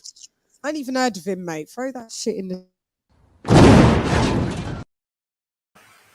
Well, this is the same Ortiz that beat Jabal, right? You're right. Yeah, I mean, he's known for beating Jabal here and putting him into retirement. So that's probably where the buzz off that is. Oh, that geezer. That's the fight I've seen him in. Yeah, he retired Jamel Herring. He's only 24, 25. He's a young buck, isn't he? Yeah, same guy. Same guy. He's all right. He's a good fighter because the way he spun Herring was an upset. But at the end of the day, you're still Lomachenko's sparring partner. Consistent sparring partner. Everyone spars, but I mean, he's the consistent sparring partner. It's no different from I don't think Loma's gonna treat him like a sparring partner though. He probably gonna fight him the same way he fight everybody else. Yeah, but why treat Elenius like a sparring partner? He knocked him the fuck out. He never did that to him in sparring. I can almost guarantee that. So that's not the point. The point is that it's, you know who it is. It's just like, oh, let's do someone that someone that we all like. We all know, mate. Someone that's a bit of grit, so we're a bit on edge. Like, oh, I don't know if Loma's got this one, So when he does have the win, we're like, yeah, like shouts out to Lomachenko. He came through the trenches, At least Errol Spence came through and fought, Danny Garcia after a year layoff. It's not super. Yeah, that was a tune-up fight. Danny Garcia. Yeah, it's not the super fight, is it? At the end of the day, and that was coming off smashing his face in the floor and flipping your Ferrari 9 times, and he still came back and fought Danny Garcia. So I don't know about Lomachenko coming back and fighting. No. But Danny Garcia to me hasn't done anything at welterweight. No, but he's a tough competitor. But at least he was an ex-champ. He's a multi-divisional champ, two-weight champ, isn't it? Two division world champ. At least that. He's been in 3 divisions, but 2 out of the 3 he's been a champ. At least he's been a champ. Do you know what I mean? Right. And he's got a chin of granite. Like you're not just gonna push him over. Like there's easier fights to take coming off of a fucking year layoff of coming back from a car crash. There's people that weren't even in a car crash and they taken 2.5 years to come back in the building. Tyson Fury. So I don't really like Spence, but you know me, I always keep it fair. There was easier fights that he could have taken. There was easier so Lomachenko, the second coming of Christ, That's funny. Yeah, I mean, Chad, it's funny. It's funny you say that because I thought the Spence, Danny, I thought that was easy for Spence. Yeah, that's what I say. It's like tell a babe for Spence. When I point scored that fight, I had Spence winning 8-4, 7-5. It wasn't a wash for Spence. You had it that close. Mm-hmm. I didn't think Danny did anything in that fight. Yeah, me too. Wow, you had it that close, really? I had it about 8-4-7-5. Oh wow. Yeah. I say you could probably give Danny 2 rounds if I'm being generous. Yeah, for real. That to me, that was a wash. Yeah. Excuse me. Danny, that fight was so long ago. I want to say which part of the rounds that he picked up on for me. I could more probably be with I'm in the 8-4 rounds. Yeah. I think Excuse me. Maybe I was being generous. Maybe I was. Maybe I'd have to revisit. So you guys would have gave him 3 rounds? Like 2 rounds. 2 max, if I'm being generous. Yeah, like Earl shut him out. He did. It wasn't. Excuse me. Go, Will. Yeah. He beat the shutout, but the person's still very much still in the fight. There wasn't a time when Danny Garcia wasn't in the fight. Oh no, not that. Yeah. Oh my God, Danny Garcia. He was in the ring ring. in his career. I say he was in the ring. I don't know if he was in the fight, but he was in the ring. I mean, for me, I just think, I get what you guys are saying, but for me, I just think there was an easier fight to take than there was. He could even have took longer to come back. Coming back after that fucking horrific accident after 1 year and still testing someone that's chin of granite, and that's a 2 division ex world champ. I mean, I can't complain. I can't. You've never heard me complain about that fight. I can't complain. That was a good comeback fight. So yeah, so. Has Danny Garcia did anything at 147? No, he hasn't, sir. No, sir, he hasn't. But who is this Jermaine Ortiz? What has he done? Yeah, good question. I'd never heard of him before the Jamal Herring fight at all. Nothing. This is my point. No, he's a young and up and comer, so why is Loma fighting him? I don't know. That's my point. You're an Olympian. You're the second coming of Jesus Christ. You're the Matrix man. You went to war and then you absconded, because anyone that goes to war, you must finish. You don't go in war and then you come back out and go, actually, psych, I'm coming back to fight. So, that was all just to build the story, because anybody that goes into war and then leaves, unless you've got honorably discharged, or you're allowed to leave the war, then otherwise you just pretended that you was fighting in the war, but you really wasn't. You was just there to make it look good. Colonel Jessup, did you order the code red? You don't have to answer that question. I'll answer the question. You want answers? I think I'm entitled. You want answers? I want the truth! You can't handle the truth! Yeah, I'm not down with it. We've got Coach Malachi in the building. What up, man? Hey, what's going on, Mal? Hey, what's going on? I can't stay long. I was just hitting you up. I just want you to see it was me. What up, Coach? Hey, Jay, what's going on, my brother? It's Greg. What's going on, Coach? Lisa, what's going on? You just chiming in on into anything. You could try and do everything. Near enough wrapped everything as well. I've wrapped it all in a bow with everything. Went from Lomachenko, Devin Haney. I'm not that chuffed that Lomachenko is fighting someone that's his avid sparring partner. These are trying to make a case for why it's not that bad, but for me it is, because if we got to keep the same energy, we spun on Wilder for doing the same thing, we spun on Canelo for doing the same thing, so why aren't we spinning on Lomachenko for fighting? It's a different standard. You know what I mean? Again, I got a premiere show on dropping tomorrow. At the end of it, I talk about the racial double standards. And that's what it is. You know what I mean? It's simple as that. Every fighter has not every fighter, but there's a certain core group of fighters. They have their, they have their ones on the internet. And Lomachenko is one of them. You know what I mean? So it is what it is. I wonder about these guys. I'm like you. I disrespect them so much on my show, but I wonder about a lot of these guys. You would think that these guys I don't know if they have a sexual attraction to these men. Do they have any kind of stock invested in them? Like, say, in love with certain companies, you would think they had stock invested in these companies. But some of these fighters, man, I think a lot of these guys online broke, Nick Sack selling, they ain't got nothing. and they come in all races, to be honest with you. So I think these guys, they wake up in the morning, they just, it is what it is, So, embarrassing, isn't it? And that's it. That's just what it is. You know what I mean? And I like Lomachenko. Lomachenko's a good fighter. I like it. But Me too. These But I'm guys, not going to they kiss have his double ass standards. because everybody else wants me to kiss his ass because his fan base want me to. I kiss no one's ass. The only asses I've ever kissed are my newborn babies. That's the only bums I kissed. They don't have. This is what happens when you don't. I don't think they have a boxing criteria. You know what I mean? And that's what it is. And this is why it's so important to have a boxer. Like, what is your criteria? I had this guy on the phone, and he didn't know what I was talking about. And I had to tell him, like, today's show, isn't it? No, that was yesterday's show. I know, yesterday's show, and you that was Wakanda. Yeah, the Wakanda guy. He said I'm Wakanda and stuff like that, and so it's like, man, these guys. Tell people your boxing criteria because I just agree with what. Yeah, we want to see the best fight the best. Tell people your boxing criteria. It's simple. I only have three things. It's like if your fighter, if you say your fighter is all of that, then how many top 10 guys has he fought? Yes. If he's been in the weight division for a while, for a long time, did he dominate the division? And in order to do that, you got to fight all of the top 10 guys. Some fights you may win, some fights you may lose. And and unify. Yeah, and if you've been in the weight division for a while, did you unify the division? Mm-hmm.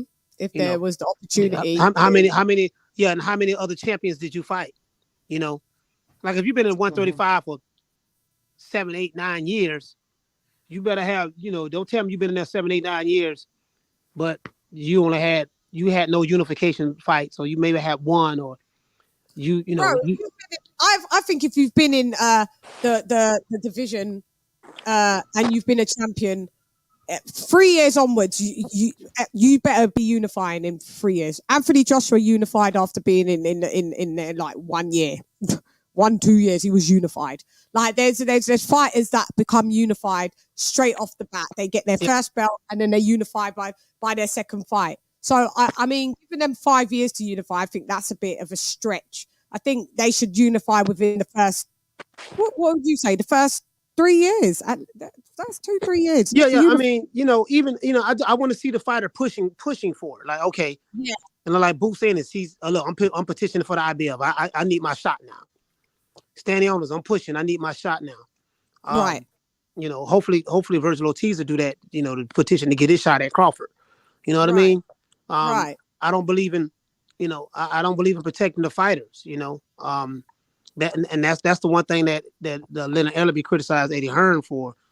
He like, you didn't learn that from the AJ, meaning that you keep picking these fights, these tough fights for him to fight, and you risk, your fighter losing when you should be more selective, meaning with your matchmaking and stuff like that.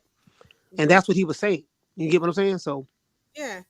Well, we want to see those types of fights. We want to see fighters in fights, so we can know who the best is. You know what I mean? Though we don't want to be in these cliffhangers. Right now, we're in a cliffhanger because, in my opinion, right. Let me just catch you with this one before I know. Mal, are you doing midnight conversations? No, not tonight. I got the kids. Yeah. Hey, y'all hear me? Yeah. Hang on. What I was going to say is, if Spud and Spence do not fight at 47 and they fight at 154, for me, right, whoever wins, even if they fight at 154, I'm counting that person who wins was the best welterweight. Still, like, it doesn't matter if they fight at 54. For me, you could fight at fucking 160 if you both make it. This is still going to be to decide who is the best welterweight, right? No, I think at this point Crawford he just want to beat this guy now. He want to beat him. Want to see who the best welterweight is. I want to know. I think it's Bud. I think as long as I don't think that fight will happen that well. So I don't think it'll happen because they're not. I've never, they're not. They don't want that fight, man. They don't want that fight. Like they try to reverse it and throw it on. This is the thing with me, right? The threat on Bud. I point out the hypocrisy and the double standards of these guys. 1 minute you're pro-black, but you don't support all black fighters. 1 minute you're pro-black, but you don't support another black company that's out trying to get in the boxing game. 1 minute you're pro-black, but then I expose the hypocrisy. You're not any of that. You broke. You don't have nothing going on in your lives. You live your life vicariously through these fighters, and these fighters that don't even know you. The promoters don't even know you, and you're just miserable. And you're not fans of the sport of boxing. You don't have a boxing criteria. You like the D-Ride, reverse cowgirl, reverse cowboy. You like doing that. You put so much energy online, typing, threatening people, saying what you're going to do to them if you see them. He said, I got cheaters on me. Yep. You borrow money from your baby mama, haven't paid her back yet. The kids got to put water in the cereal because you don't drink all the milk. And this is what's going on. These guys, this is what's going on. So these people are very, very slow and have low IQs. And it's bad. They're not young. It's not that they're young in their 20s. No, they're in their 30s, they're in their 40s, and they're in their 50s. And 60s, some. Yeah. So 50, yeah, they are here to be disrespected. They are here to be abused. That's what God created them for. And as long as they're on the internet running up on me, this. I'm gonna be respectful, but this is what I'm gonna do. And they'll be back the next day to watch you. And that's what they're gonna do. You're gonna be here every day watching because you have nothing else to do. Coach, you got all that vibranium. They want that vibranium for you, brother. And they almost shut my live down. They tried to shut my live down. Yeah, today I saw that. Yeah, I was like, that was crazy. It was down. I was like, oh damn, because the guy I think he was another content creator, and he was phoning like he was doing a role play, like he was asking for like a fighter or something. Oh yeah, that was Stephen Brimley, yeah. But it kept going out because of the net, yeah. And I was like, damn. So I don't know if when you watch it back, does it still will it play back? It's gonna freeze up because now I have the modem right next to me. The modem is literally a half a foot away from me, and it still does it still freezes up. I'm gonna try something else though. I'm gonna try to hardwire it now. Hardline. Well, maybe, yeah, just like Ethernet it, you mean? Yeah, Ethernet, yeah, that's what I'm gonna do. Yeah. And try it like that because I'm convinced someone try. I say, man, it's these Wakandas because this is the two. When I go to burning their ears up, they always do this. This is not the only time this happened. I'm like, I say these Wakandas. They at the old boy. They're like that. They're onto you. That's what I think so as well. Anytime you talk about, mine usually happens when I talk about Wilder. Yours, I see when you talk about Ellaby goes out, and you talk about PBC, it goes out. I swallow, come. Oh my God! Thank you for making me say that, you bastard. Oh my God! What the hell, man? No, he got that from. Wow. He got that from. He got that from an MMA dude. MMA dude said he said a password, or they made a funny thing out of it. He was like, "I swallow," but it sounded like he said, "I swallow." Pause. Yeah, I know. Pause. Well, he says, "Loving the channel, guys. Keep up the good work. Would really appreciate a shout out." So that's why you did that. Yeah. Well, you got your shout out there, didn't you? In the building. We have Country in the building. What up, Country? What's up, everybody? What's up, Country? What up, Country? Hi, how you doing? Country, what's going on? All right. Just got home from work. Happy to be a part of the panel. Yeah. Oh, mate, we just be chopping it up, Country, about Lomachenko fighting his sparring partner, Spence and Bud getting the blame from Team Spence, and Team Spence getting the blame from Team Bud. Tank leaving Leonard Ellaby. That's about it. Seems to be going around. Broner's apparently left the PBC too. Adrian Broner has left the PBC and he is with BLK. Prime. I just looked that we can get the fight as well here on the app. So now, if you look on the site for Black Prime, it says that it's an amateur like platform, and they even have like street fights on there. Yeah, that is Like- true. That is true. Like That is street true. beef. That's wild, man. I'm like, oh no, street beef. Here we go. Oh my God, they'll have a lot of subscribers for that. People just like seeing people fight on the roads. It's sad. Right. Yeah. So that for us is well, for everybody, $40. I mean, that's are you going to buy the fight, country? What do you think about everything? That's the week that we've wrapped up in boxing, like what I've said. Which Tank leaving fight are you everybody. referring to? Which fight? Spence Avenue. Bud Avernesyan, Crawford Avernesyan. No, I'm not gonna buy it. I mean, while I do like Bud, I'm not gonna buy it. You know, I'm so over the Bud and Spence fight. It's ridiculous. Hey, Shan, I'm finna get ready to bounce. I just want to tap in a little bit. Later, Coach. Shouts to Coach Malachi in the building. Smile. All right, peace, Coach. All right, peace, All right. everybody. Thank you. Thank you. Gracias. Go ahead. Sorry, country. Much love, Coach. Yeah, it's just, I mean, the fight. I'm over the fight at this point. It's ridiculous. You know, I mean, it should have been. It's marinated too long. It would have been a great fight at one point, but man, they're pulling too much problems with it, and I'm done. You know, I mean, now if they would have fought, I had Crawford winning, but at this point, I'm just kind of like, it's twittered out, man. I'm done. I'm just like, enough. You know. Yeah. So because of that, you're now gonna not watch Bud fight. You're not gonna pay for him to do his stay busy. Why is he I'd like to see it, but I don't know. I'm just not really into it right now. I do like Bud though, so I mean, to be honest, I do got a couple extra bills up too, so that's also a contributing factor. But say that again. I do got a couple of extra bills on deck. You know, money that bills I got to pay, so that's a contributing factor to it as well. Yeah. It's not a big fight, you know. I mean, it's a keep busy fight. You know, but I mean, Bud's going to make it a good fight. You know, you see Avernesyan get stopped, dropped, shut him down, open up shop. You know. Oh, I agree. He will. Yeah, I think I don't know. I just think it's important to.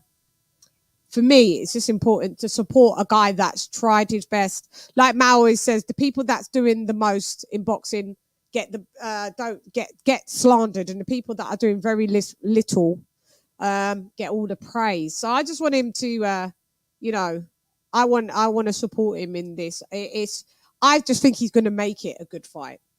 Right. Yeah. No, I mean, for $40. Bud's a very talented fighter, so he's always going to bring something good to the table, man. That's just it.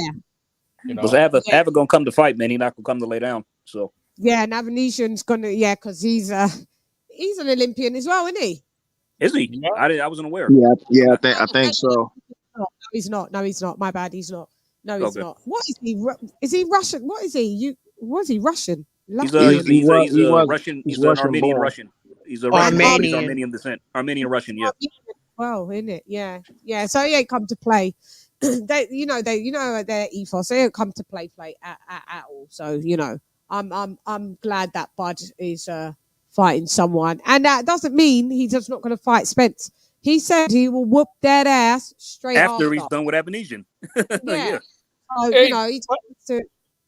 By the way, did you guys hear what Dillian White was saying about Wilder? About how he was fake crying? He was what? Dillian White was saying that that Wilder was fake crying because after he knocked out Helenius, he was crying and stuff. This was like afterwards. And Dillian White was basically saying how it was all fake tears and like he was basically a piece of crap. I ain't gonna lie. I thought he was fake crying too, to be honest with you. I was buying that. I mean, he might as well have got an Oscar nomination for that performance. Well, you know what was really wild about that is that people were actually like, "Oh my God, Wilder's back! This needs to be celebrated." It's like, wait a minute, it didn't do anything. They didn't answer one question about him. What are you talking about? And when AJ did it, they slandered him, going 24 rounds with a top pound for pound, top 3 pound for pounder. Yeah. But Wilder goes with his sparring partner, who's a bum, Sleeping Beauty. There's no Nordic or no nightmare about him. He's Sleeping Beauty. He's Cinderella. He's whatever. Yeah, you he's the know, Nordic Daydream. The Nordic Daydream. The Nordic double. Daydream. Oh, and then they were saying that he took a He dive, got and praised, like, no, he didn't. praised the high heavens. Like it was something that it was great. But hey, I mean, go but ahead. we all expected him to do that. You know what I mean? So it's not like you know, once he Yeah. does do it, it's not like I'm wowed by it. You know what I But mean? you know, the worst part was Wilder never even got tested. He didn't even get hit. No, you know what the worst part is? The absolute worst part of all this is that the Ring magazine has Deontay Wilder as the #1 heavyweight in the world above Anthony Joshua, the former two-time unified champion. Oh fuck! Wow. So that's what knocking out a sparring partner gets you. That's what knocking out a sparring partner gets you. #1. You can see, you can so see the fix is so super duper in. It's so embarrassing at this point. That's why I just like think I give up sometimes. Sometimes it's uninspiring. I was like, I don't want to come on today because it's just so lame. Nothing's changed. It's all lame. LadyChann, could you please spell my name correctly? But shouts out to you, LadyChann. It's 2 N's. What's your opinion on the beef between Eddie Hearn and Mike Hoxard? I didn't know. Who else? Mike Hoxard. Who's Mike Hoxard? Tell me. I Bring me up. never heard of him. Is that on Twitter? Does anybody know who Mike Hoxard is? No clue. I haven't heard of him. No clue. We don't know who he is. See. The guy who left the tweet elaborated who he is. No sé. I don't know who. I don't know who that is. Tell me who that is, and then we can give you a comment. I don't know anything about that story at all. But So- I'd like to go and look it up. Yeah, go ahead, country. Oh no, it was me. I was just gonna say, if you really want to know the state of boxing right now, somebody has to explain to me why several of the top 10 fighters in the world are the most inactive fighters, and they also happen to be American. Like, why are they rated above the European or Eastern European fighters who are actually getting out there fighting 3 or 4 times a year? These guys barely get out once a year. This is. Oh man, that was. You know what? I'm sorry to interrupt. That guy was trolling you, man. I know what he was trying to say. That guy was trolling. Well, he had to sub to troll, so shouts out to him. Well, if you put the word together, it says something. Oh God. Oh yeah. Oh no. Yeah, that guy was trolling, man. Yeah, I said it all together. Nah, I'm trying. They got. He got that from Michael Bisping. He said that, and they made a skit out of it. And he really did say "I swallow," not like "I swallow," but he really did say "I swallow." Yeah. This is another. Oh, so this guy's trolling as well. Oh, this is a okay. That's a troll because you just said it. Yeah, You got us. You got us. I don't know. Okay, so you lot can get out. Mike of the building. Hawks. Yeah. Don't say it. Yeah, Don't say it. Oh. Say it. He's trying to. It's for something else. Yeah, these are some kids. So you've all got blocked now. Uh-oh. Yep. This is big people place. This is like I said, like what I had to deal with. I've already had to desecrate. I've got one more episode of, the Village Idiot and LadyChann versus Jafar in the building. Shouts out to Jafar. That's tried to go everywhere and try. I think he can slander me. And shouts out to Ring IQ Julius. Julius gave him the super shutdown of the century and said, "No, you can't come around here because I love Shan and Shan is my girl." In the building. Speaking of Village Idiots, did you hear? So Jafar, we've got one more episode on you, and it's the one where you're all desecrated. But go ahead, sorry, country. No. I'm sorry, I didn't mean to interrupt you.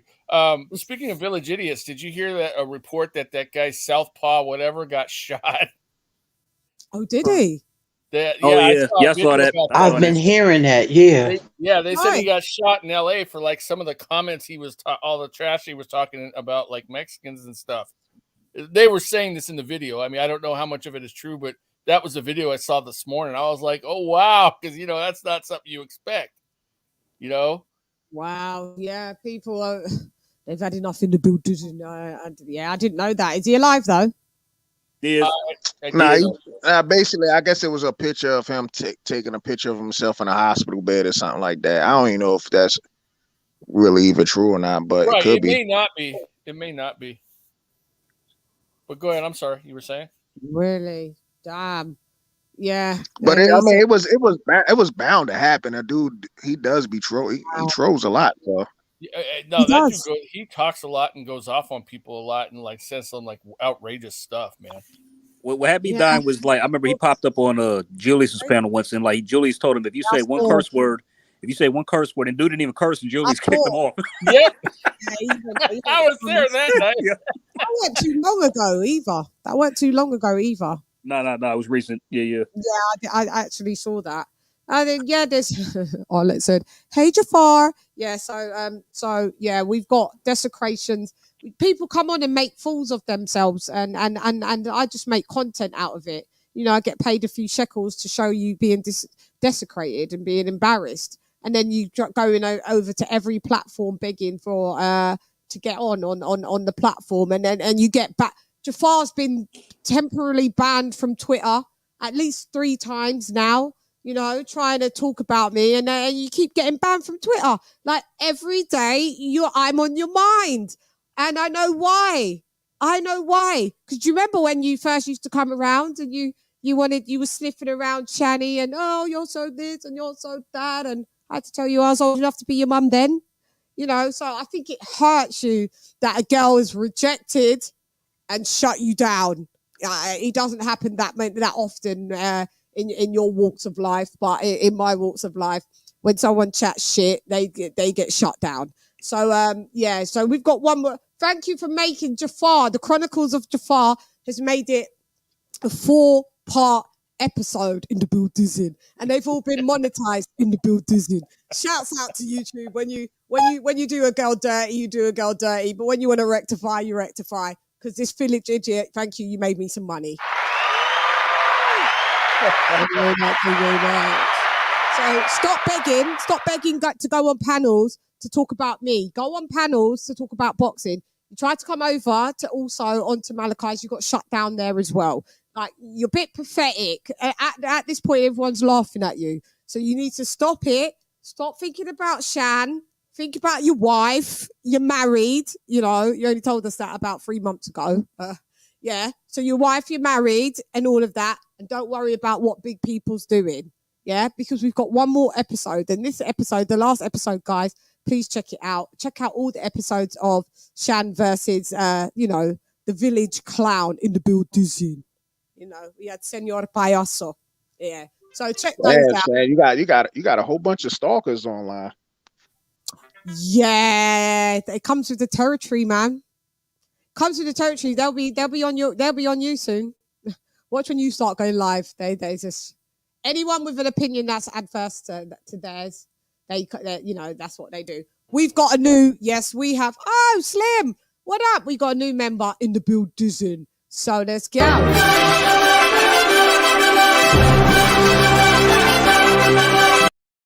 Thank you for joining Shan's membership and being a Shanaholic in the building.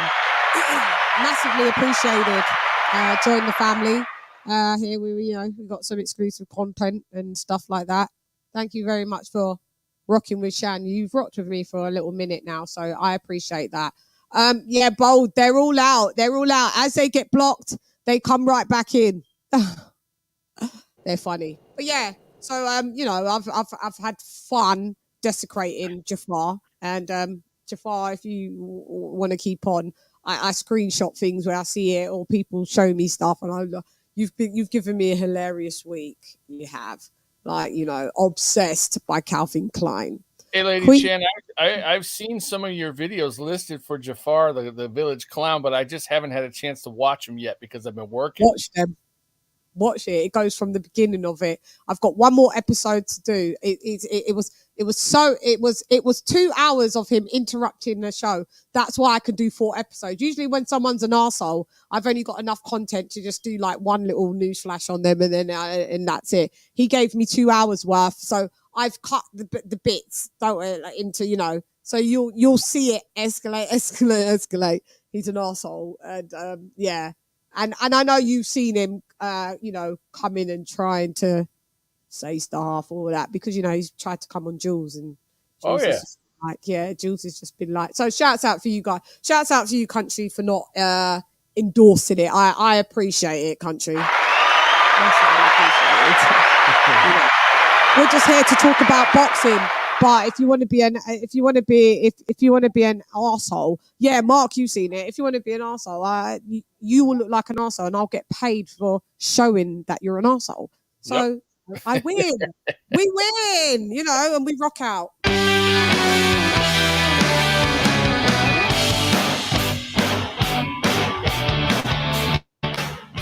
You want to know, speaking of boxing, you want to know what one of my fears is right now in the heavyweight division is that we're going to end up with a freaking Fury Wilder 4 somehow. I don't want to see that fight. That may be happening. Yeah. Nobody wants to see it. I think. Bet it happens. I bet it does. It probably will. It probably will. It probably will. It probably will. The fix is in, though. That's what I said. I mean, what? They're setting Wilder up to get that belt back. Huh? They're setting Wilder up to get the WBC title back. He's going to get it. That's what I'm saying. We can see that the fix is in. We can see it. It's fully in. And Wilder will be 2-time WBC champion, heavyweight champion of the world. That's what they're doing. It's all to try and trump and level up on AJ and that. But I want to see you unify. I want to see you fight Usyk to be able to. I want to see you fight someone else with another belt. Like that, I need to see you unify. You was there for 5 years. You've never unified. Slim boxing. Never even tried. Didn't even try. It was referred to by his handlers as a baby champion. This is a baba. Yeah. I mean, what is that? Here's a baby champion for you. Alicia Baumgartner got she won the belt off Terry Harper. Unified with Michaela the next year. That's a champion believing in themselves. That's a champion that taking that's not a baby. She wasn't a baby. She only had 1-2 defenses and then unified. One defense unified next year. Literally the next 2 fights. Yeah. Yeah. And now she got all the straps. All she got to do is fight one more champ. Then she's undisputed, which I believe she will be. Shouts out to Slim Boxing commentaries. I never liked that dude anyways. The Village Idiot videos are brilliant, Shan. Really enjoyed watching you slap that toad off his stool. Thank you very much. Thank you very much. Yeah, they was fun to make. What have you said? Don't duck me. You, Mr. Troublemaker. You've come here and troublemaker, but you're all right. You're all right. Al Gaiman. Al Gaiman honestly priced Spence out. Priced Spence out of the fight, trying to lynch Bud. We all know Bud's skills are superior. We do, and they do, and that's why we're not getting the fight. Shouts out to Foodie. Yep. Foodie in the building. Yeah. So, can I just get everybody's last moments of being on this earth? No, I'm joking. Being on this panel for today. We've got another. Oh, guys, you've been very nice. We've got another member in the building. Me esposo. Nice. Or no bars. So let's give you the bugle.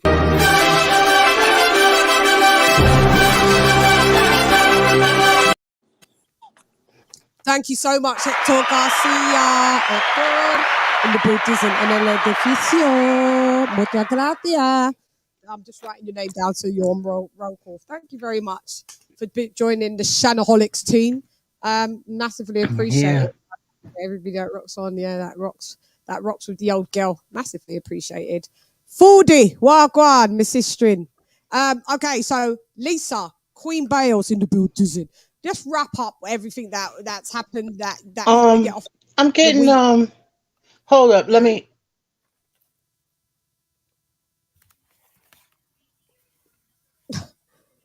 Yeah. Where'd you go? She said, "Do you hear me?" Yeah, I can hear you. No, my internet, it was acting up, so I put it on. Yeah. Yeah. You're all right now. You sound clear. Okay. Yeah. Okay.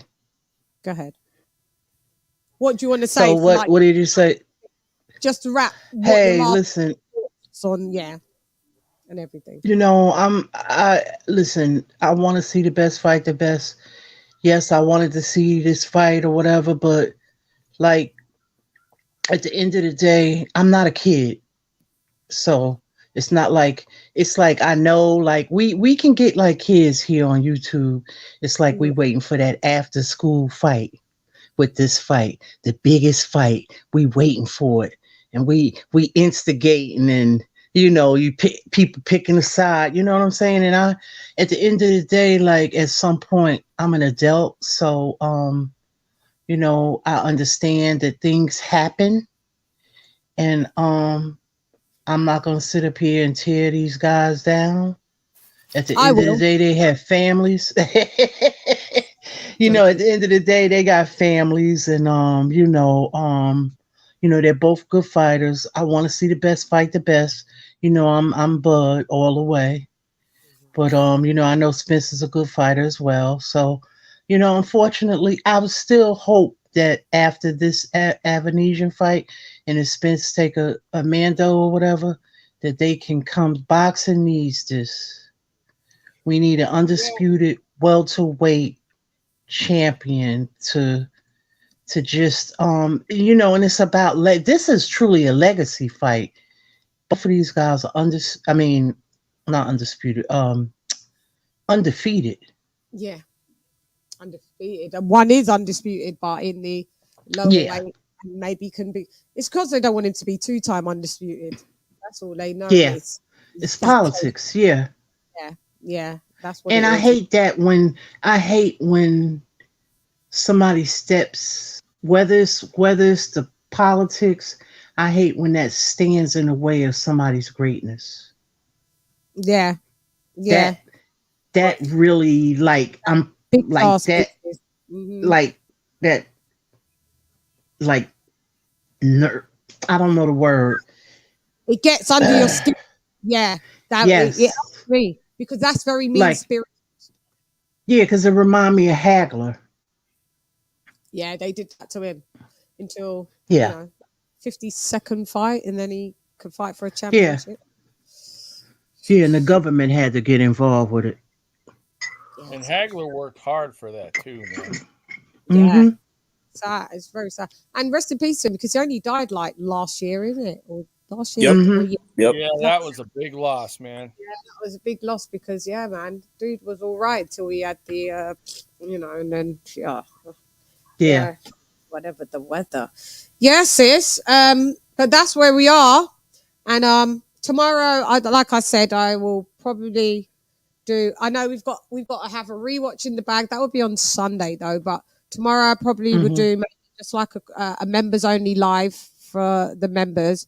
Just welcome, chop it up about anything that we want to chop it up, and then I'll be back on Thursday to do another topic for non-members and everybody, just to let everybody know that. Yeah, because I haven't been that well in the last few days as well, so I have been a bit scarce. So I'm on some medication that's parked me up a little bit, made me feel a little bit better. When medicine works, you're like, so it's a bit of antibiotics in the building. So Glad you're feeling better, LadyChann. Thank you very much. Thank you. So that's why, so I'll be back a little bit more present for you guys. I've just also been a bit deflated with boxing that, there's nothing really going on, and just to report stuff, just to drag a report out my ass, I just won't do it.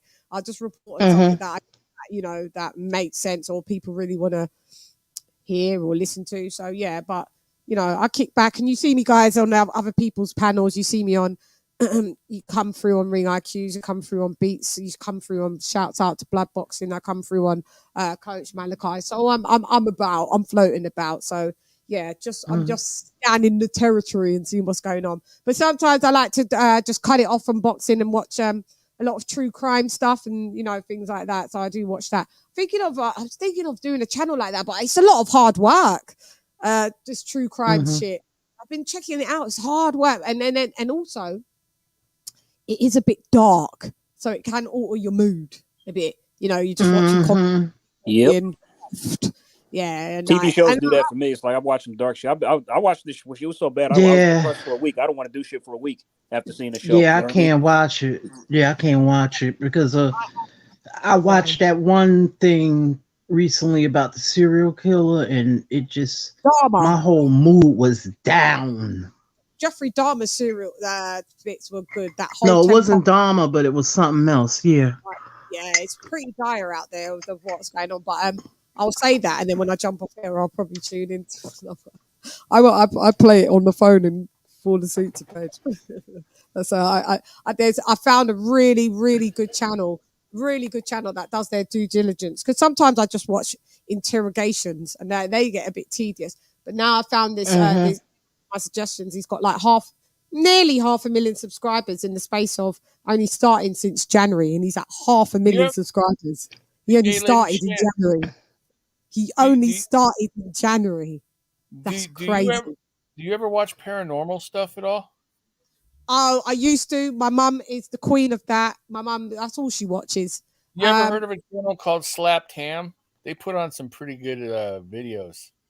No, I ain't. But what I try to do is watch less of that, because after what it gets dark, gets a bit engulfing. I mean, you know, watching too much. I'm not scared of those things. I got raised watching them like from an early age. But I mean, it does kind of sculpt your environment if you're gonna watch, you know, people offering themselves ghosts, spirits all the time. Yeah, it can get a bit dire, mate. It can get a bit Danny Dyer.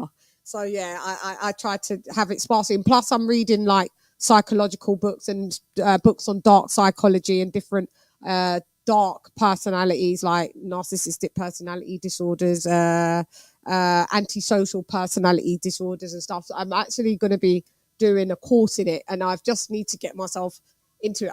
I've enrolled in the Open University. I just have to pick when to start. So that's something as well. So I have to be mindful and have some to delegate time properly, you know, and I'm great at procrastinating as well. So yeah, so it's just, I don't want to engulf too much of the darkness, because then it just puts you in a mood. And I think that's put me in a mood for the last week as well. And plus not feeling very well. So I don't really want to be in that mood. So I need to kind of snap out of it. But when I come up with you guys make me snap out of it, and I feel happy to be on. So can I give you a lot of round of applause as well? Thank you very much as well. Because you've all lifted my mood, my little dark country. You've all lifted my little dark mood, and I appreciate it. Thank you very much. Okay, so we want to go with Will. You can wrap it up in a bow. I'll give you like 2 minutes to say what you want to say in closing arguments. Is Will still there? Yeah, I'm still here. All I really think needs to be said is that the PBC is trash. They should be flushed down the drain, forgotten. I think people need to focus on the real boxing that's going on right now, which ironically is overseas. And honestly, at this point, if it doesn't happen, the Bud Crawford versus Errol Spence fight, it doesn't happen. You know, we got so many good fights coming up. It's not even that big a deal. We got Ramirez versus Bivol. We got Sonny Edwards versus Alvarado. I'm happy. So, in a nutshell, I spoke to Sonny Edwards today on Twitter, actually. I'm trying to get him on the thing. It was on accident. Sorry, just to interject. I find it that the British local people in boxing, they're quite hard to get on the show, but yeah, I got like legends that were on HBO, and they're here like, yeah, whenever you need me to come on, and we're here. You know, shouts out to Ray Mercer. I know that one. We are gagging for that one. I promise you, he will be on the show. Bear with, okay? He will be on the show. It's been a lot of start-stop, but he will be on the show. Go ahead. Sorry. Go ahead, Will. Oh no, you're good. And I guess I just wanted to say something to you personally, LadyChann. I hope your energy goes back up, and I hope that you feel better. Thank you so much, Will. Thank you so much. And you guys have all made me feel a lot better. Trust me, you have. Shani was a little bit down in the dumps in the building, a little bit, but I am perking up bit by bit, poco a poco, dia dia. So I'm okay. So thank you guys, like I said, for perking a bitch up. So thank you very much. I'm glad you're feeling better. Thank you. I appreciate that. sister, and you've been helping as well. Thank you, sis. You know, you're good. I do have a little rumble. You're welcome, sis. Anytime. Thank you so much. You always tell me to feel better. Excuse me. I think your buddy Duck Mob is talking trash again, man, to like Ben Oh Adams. God, I know. I think because with the hashtag MOB, I think they're children. How old are you? I think it's just the kids. You know this hashtag, this MOB hashtag. Some of them they're children, aren't they? They're teenagers, aren't they? Yeah, he can't help himself. I know. You've been timed out a couple of times. Did the internet take you out, Will? I thought you left on your own accord, but shouts out to Will. He said perfect timing. But yeah, shouts out to Will. It's fine. I mean, yeah, we're getting our castle. Remember, remember. Recuerda, papito, recuerda. Ray Mercer, sorry. Ray Mercer's still hiding from Wilder. No, he's not. Great show as always, Queen. Shan, get better ASAP. Love you too. Massively appreciated. Will, the internet dropped you out, did it? Mr. Right, you have to be timed out for the rest. Yeah, we'll see you on another live when you're behaving yourself. Come back and behave yourself. Yep, bye. Yeah, because this little one's not behaving himself.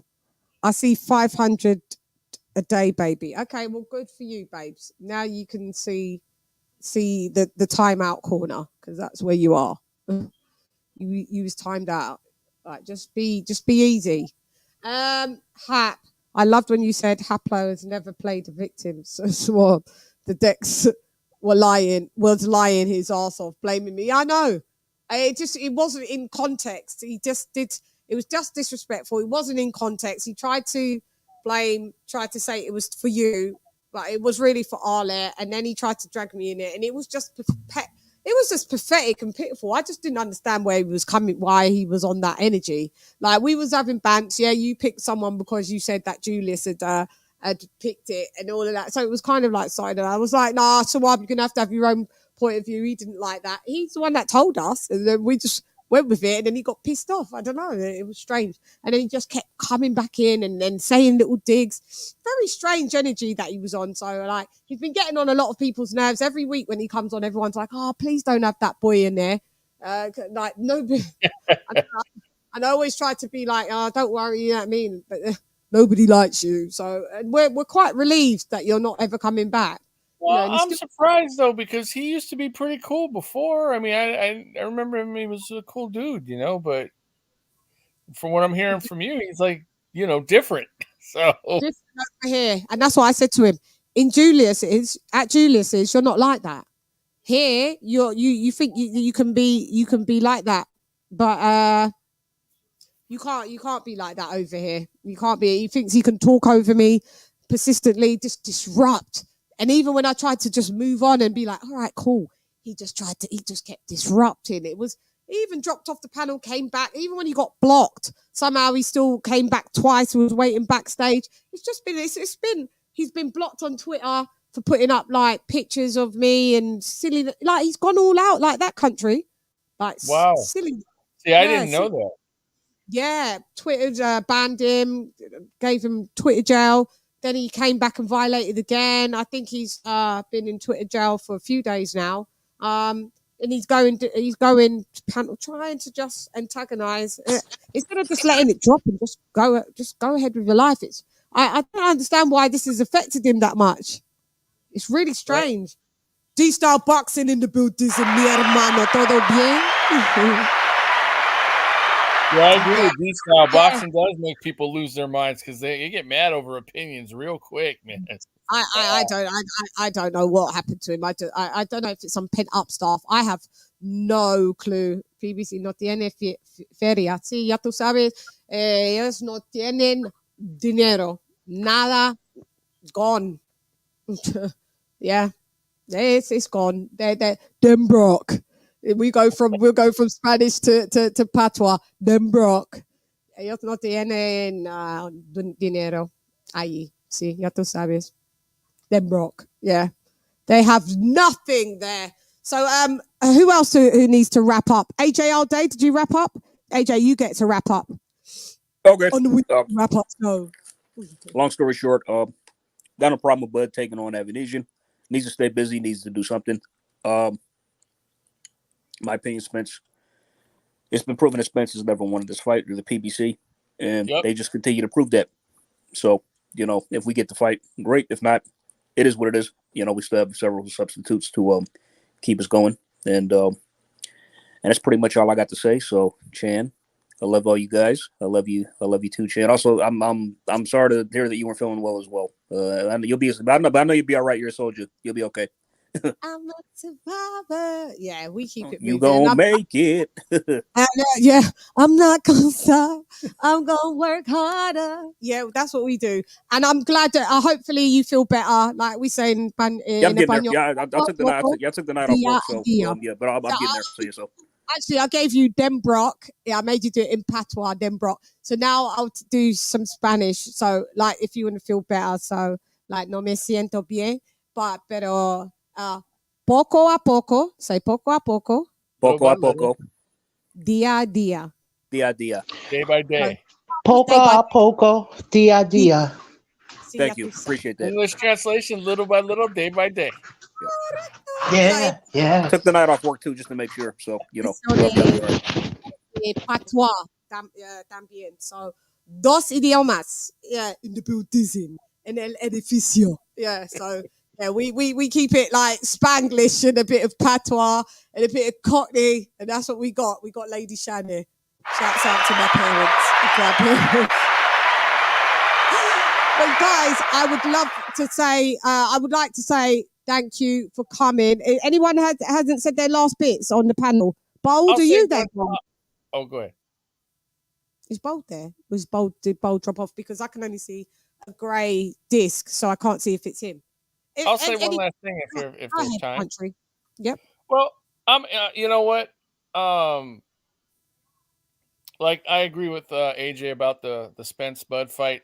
It is what it is. If it happens, great. If it doesn't, oh well. I'm kind of over it. We got some really curious things in the state of boxing. Wondering what's going to happen with Showtime and the PBC. Are they even going to be around in the near future? The fact that I don't know if you saw the tweet, but the fact that Tank was saying I got to take my talent elsewhere. They're playing games and then deleted it. I don't know if it's true or not because I won't hold my breath. But at the same time, Broner's jump ship and everything. So there's a lot of, I got intrigue looking for that. So looking to see what's going to happen with that. And I'm sure you guys do too. So, but it was a great live. Much love, LadyChann. I always love being on your show. I just don't get to very often. You're always welcome. You're always welcome, country. Well, I appreciate that. And I still, like I said before, and I'll say it again, I love your singing voice. I know you do, don't you? Thank you very much. And sometimes when I do a little singing, I do think of you. I go, "Oh, country might have liked that," because you do always say that. Massively appreciate apreciada as well. Yeah, thank you very much. You always see. Lifted everyone's spirits and massively appreciate it. D-Style, you was in the Bill Disney as well. Thank you for coming through, my bro, as well.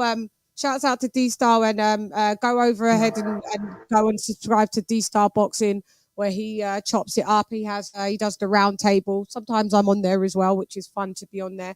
And so he loves Canelo. He loves Canelo. Yeah, it was Canelo. A good show last night, D-Styles. I was listening to. Oh, I missed it. I'm gonna have to do playback gang D-Style. I'll play back gang it. I didn't know you was on. I was probably in. He keeps it boxing. That's what I love. He keeps it strictly boxing. Him and G Funky, I love them. They keep it boxing, man. Yeah, and they know and not anything else. Yeah, and they know they boxing. Yeah, and you can learn off them, and I learn off of him. And then he's been on YouTube. He's a YouTube OG as well. He's been on YouTube, and he knows the layout and stuff. You know what? He's been nothing but respectful.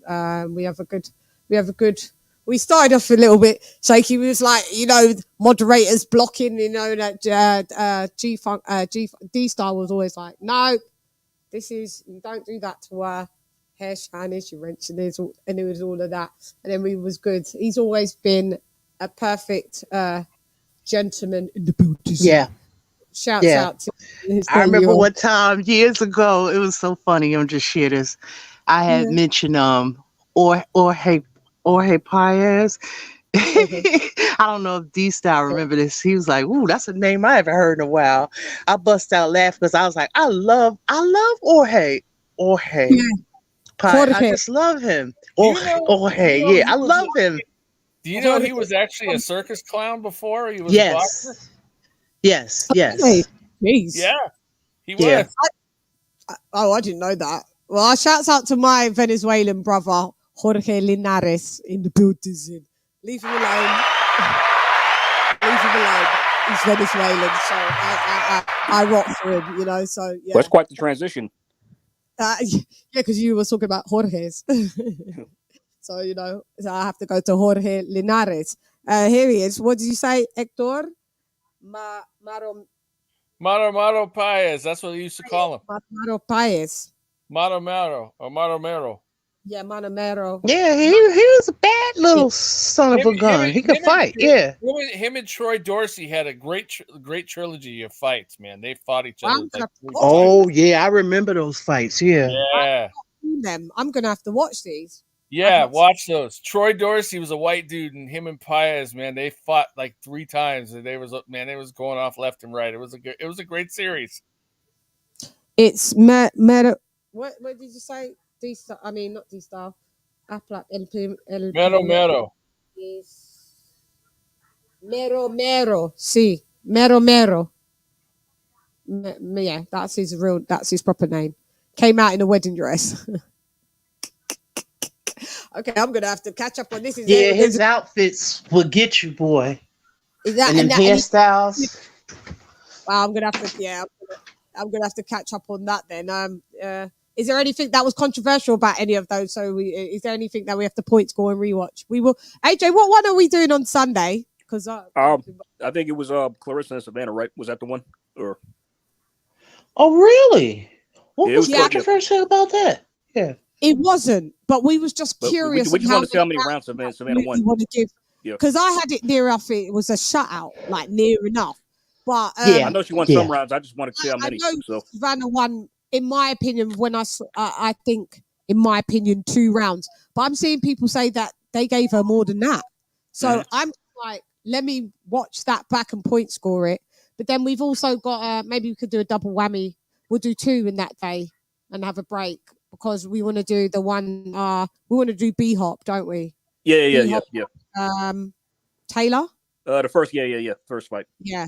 I think they were both. Actually, I think they were both controversial, but the first fight more so. Yeah. So we kind of cried.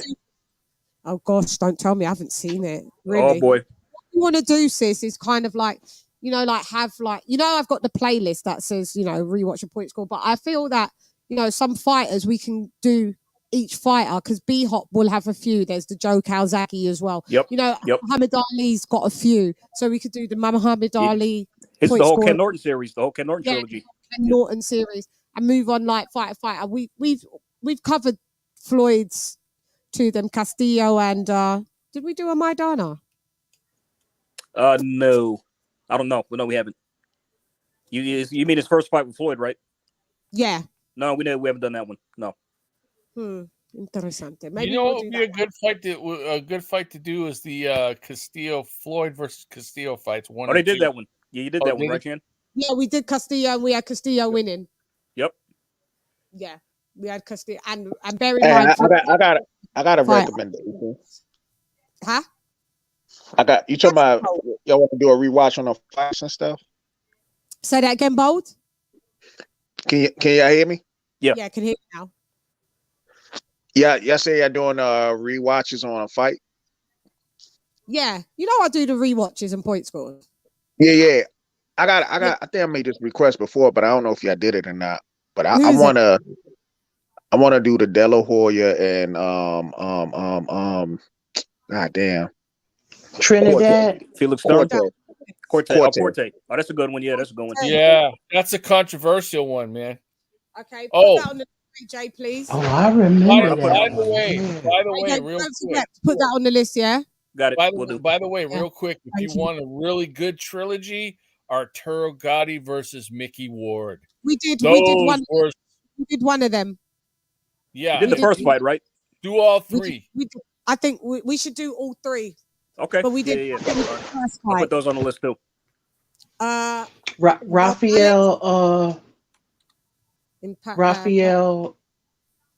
Rafael Marquez and Israel Vasquez, a quadrilogy, one of the best. Yeah. Yeah, Wow. one of the best. We got. There's so many that we can do. So those have to all go on the list in the build soon. Shan, check out a boxer called Matthew Saad Muhammad. I watched a 4-hour documentary on this guy last night. What a great fighter he was. Yeah, well, Saad Mahmoud's no joke, man. He's not lying. Yeah, out of Philly. Yeah, he fought have you guys done my guy Chavez from Taylor? Jersey. Have you guys done Chavez Taylor 1? No. Chavez Taylor, no. Mildred Taylor, no. Yeah, that's a good one. Chavez Sr. versus Mildred Taylor 1. That's a great fight. Was that controversial though? Yeah, it was. Well, it actually was a legitimate stop, but yes, a lot of people consider it controversial. Yeah. You think it was a legitimate stop, Taylor was so close. Taylor was close to winning, but he got dropped in the last few seconds of the fight. I think it was controversial because the time already had expired. By the time he got done with the 10 count, the referee still stopped the fight. Yeah. Well, no, he never got to the full 10 count because the problem was Taylor didn't respond when he was supposed to. That's what. No. He but I'm saying like the fight was already old. Like the bell had already rung while the referee was doing the counting. No, there was like 2 or 3 seconds left. Yeah. No, I'm telling you, the bell rung because the what's the name? The announcer was like, the bell rung. No, you know what I'm saying? sorry, dude, I can't agree with you. Are you sure it's the 10-second bell or the last bell? No, the last bell had already rung. By the time he got done with the standing 8, there was like 3 seconds left, man. The bell didn't ring. Okay, well, if it ain't right, but I'm just saying it was still to me it's controversial because I'm like it was still controversial regardless. It was. If it ends in a stoppage, I'm not rewatching. I think I've only did one of those on my channel where it was a stoppage and we just did it. But if it ends in a stoppage, that's pretty much whether that stoppage was controversial or not. No, I guess you could still point. But that was one of the more controversial ones. Yeah. What round was the stoppage in? The last round, literally like the last round. Literally the It was last like round. 3 seconds left in the 12th round. Oh fuck! Okay, we'll put it on the list. Then put it on the list. I mean, Mildred, he would have won by split decision had he survived. Put it on the list. Yeah, we'll see.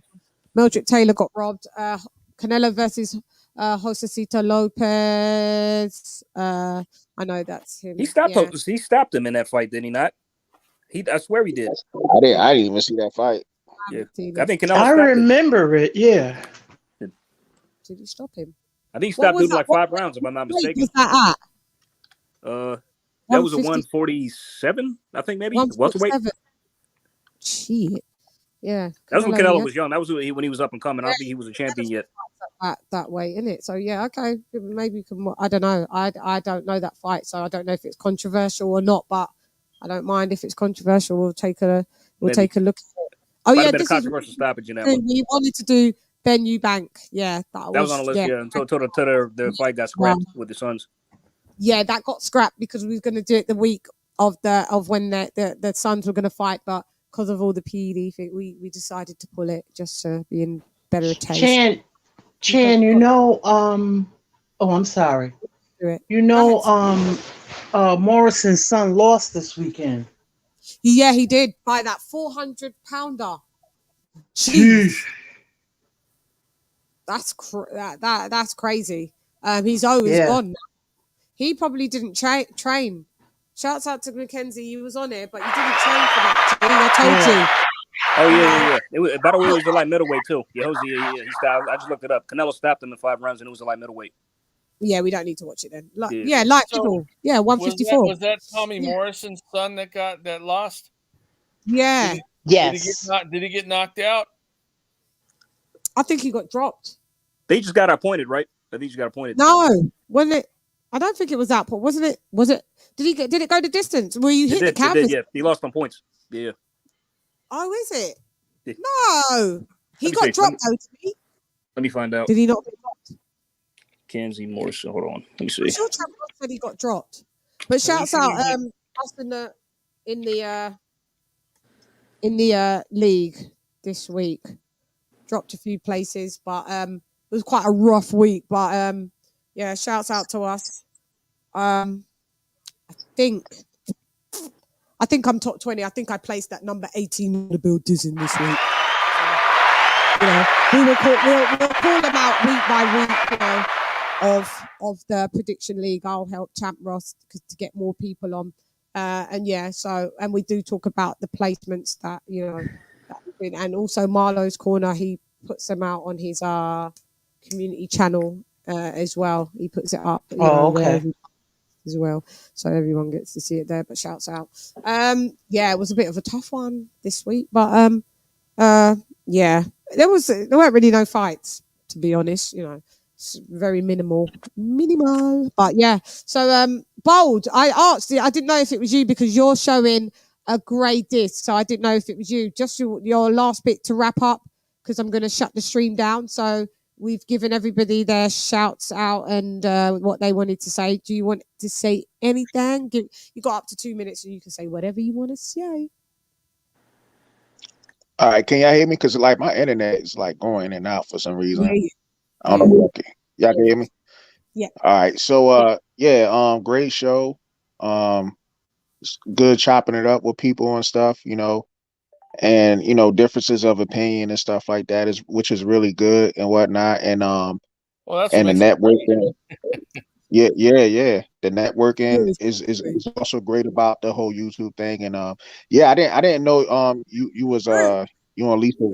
I didn't know you and Lisa was sick at one point in time. You know, I hope y'all have a good recovery on that and everything. But definitely no, Lisa wasn't sick. It's AJ AJ's not well at the minute, and I'm just on the having a little bit of being on the mend. I know you ain't seen me much. I've been on the group, but not as much because I haven't really been feeling that great. But thank you, Bold. Oh yeah, no problem. Go ahead. Yeah, I'm gonna. I guess I asked you on the chat. You know, you say you got to download the StreamYard thing for this whole live thing, but yeah, essentially I'm gonna try to get on a live. But like you said, I gotta get the webcam first. So yeah, get the webcam. But yeah, definitely great live stream, and I'll catch you on the next one. Yeah, we'll see you. We see you at over. Any questions that you want to ask, just hit me. Just ping me on the group anyway, and then with regarding the live stream, it's pretty simple. But just ping me and I'll go through it with it if you're stuck on anything. Okay. Roger that.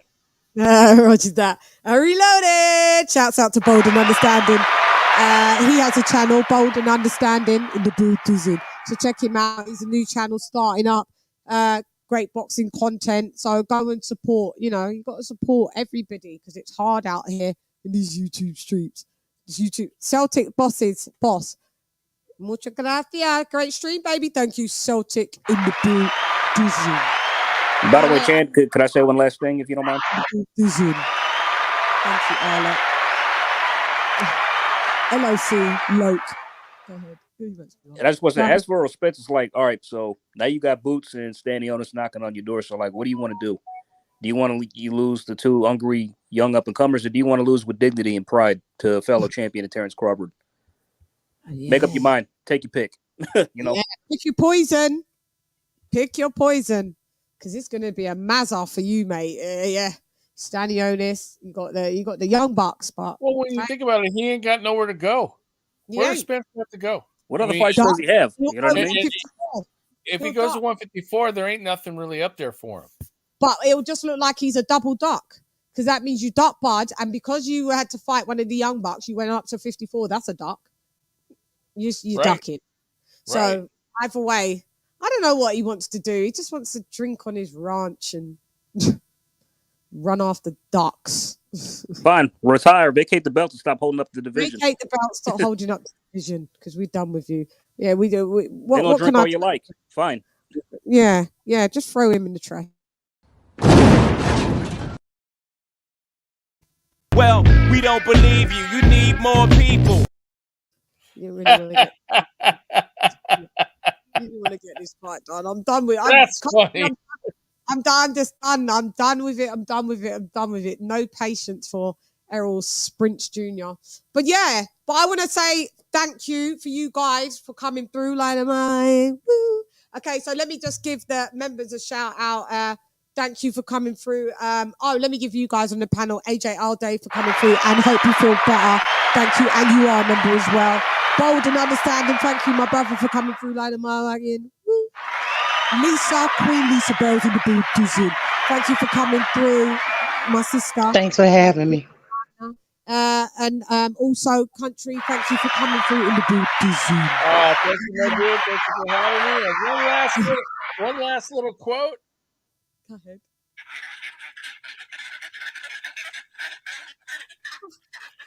Ducks. At first I was like, does he need some WD-40 on his chair because it's a bit squeaky? Oh, it's ducks. Yes. Ducks in the Buddhism. Shouts out to Errol Spence. Your legacy is sealed in duckdom. Glorious we are. I couldn't resist. I'm sorry. Yeah, no, that's it. He's doctorious. He's doctorious. Yes, he's doctorious. So thank you for playing that sound effect because he is doctorious. Who else did we have on the panel? We had Modern King Boxing in the building. We had, obviously, my co-host Kenny Ken in the building. We had Will Lynch in the building. Who else came on? Because I always hate when I forget people. I don't want to forget anybody. I'm just looking at the list. Okay, so let me call the list. So Modern King Boxing in the building.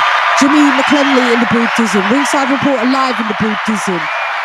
D-Star Boxing in the building. King Boxing in the building. Lisa Bells in the building. Stephen T in the building. Mark Nash in the building. Donald Banks in the building.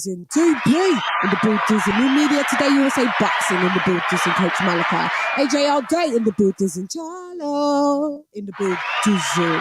TJ in the building, Apollo in the building, El Primero, Dr. P in the building, Devil Beats in the building, Arlette in the building, Dub Brightside in the building, Hector Garcia, mi esposa numero uno, in the building, in el edificio, Slim Boxing Commentary in the building.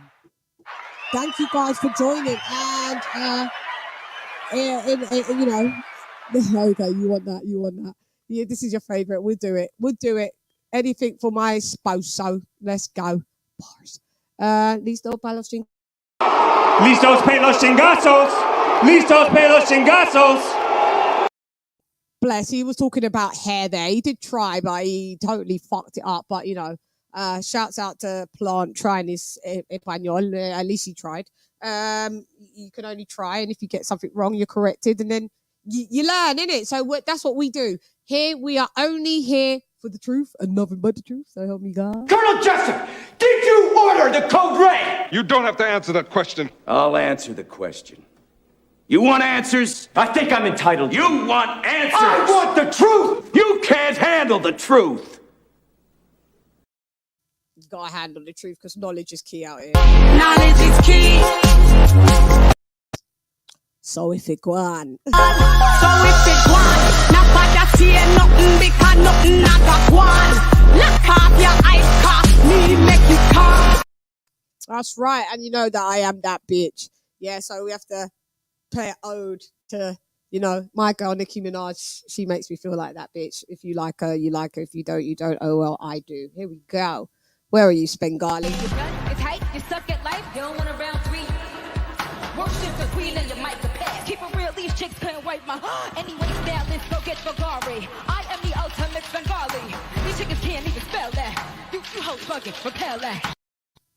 That's right. And yeah, so catch the last chronicle of LadyChann and the Village Clown in the building. Shouts out to, you know, for the starring role, Swab in the building for playing the clown, the real clown that he is.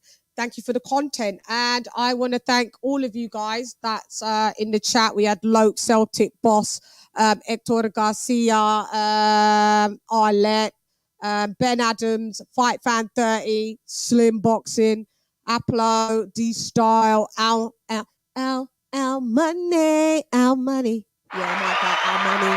We had Cool Boy. So we had Ryan Lopez in the building.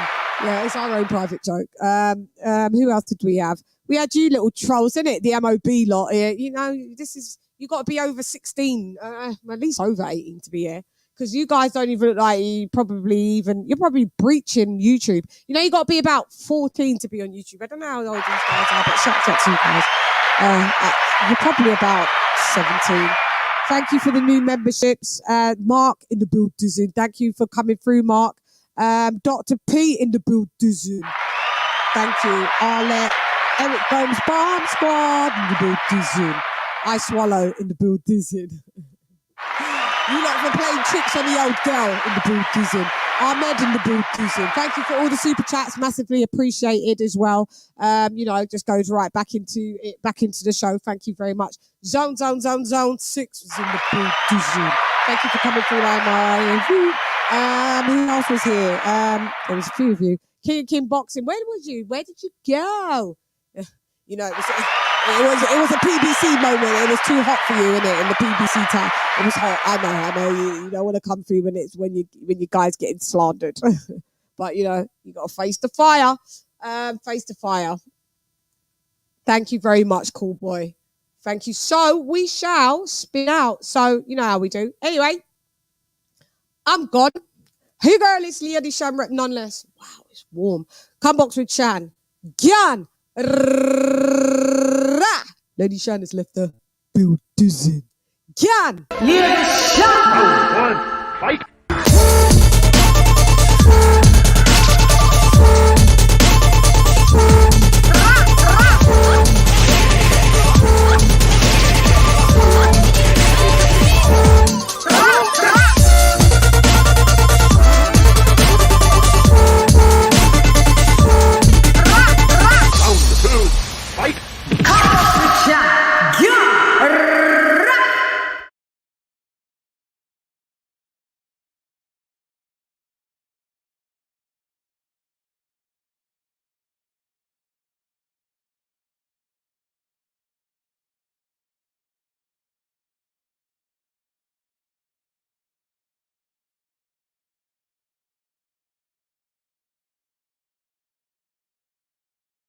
Ooh, yeah.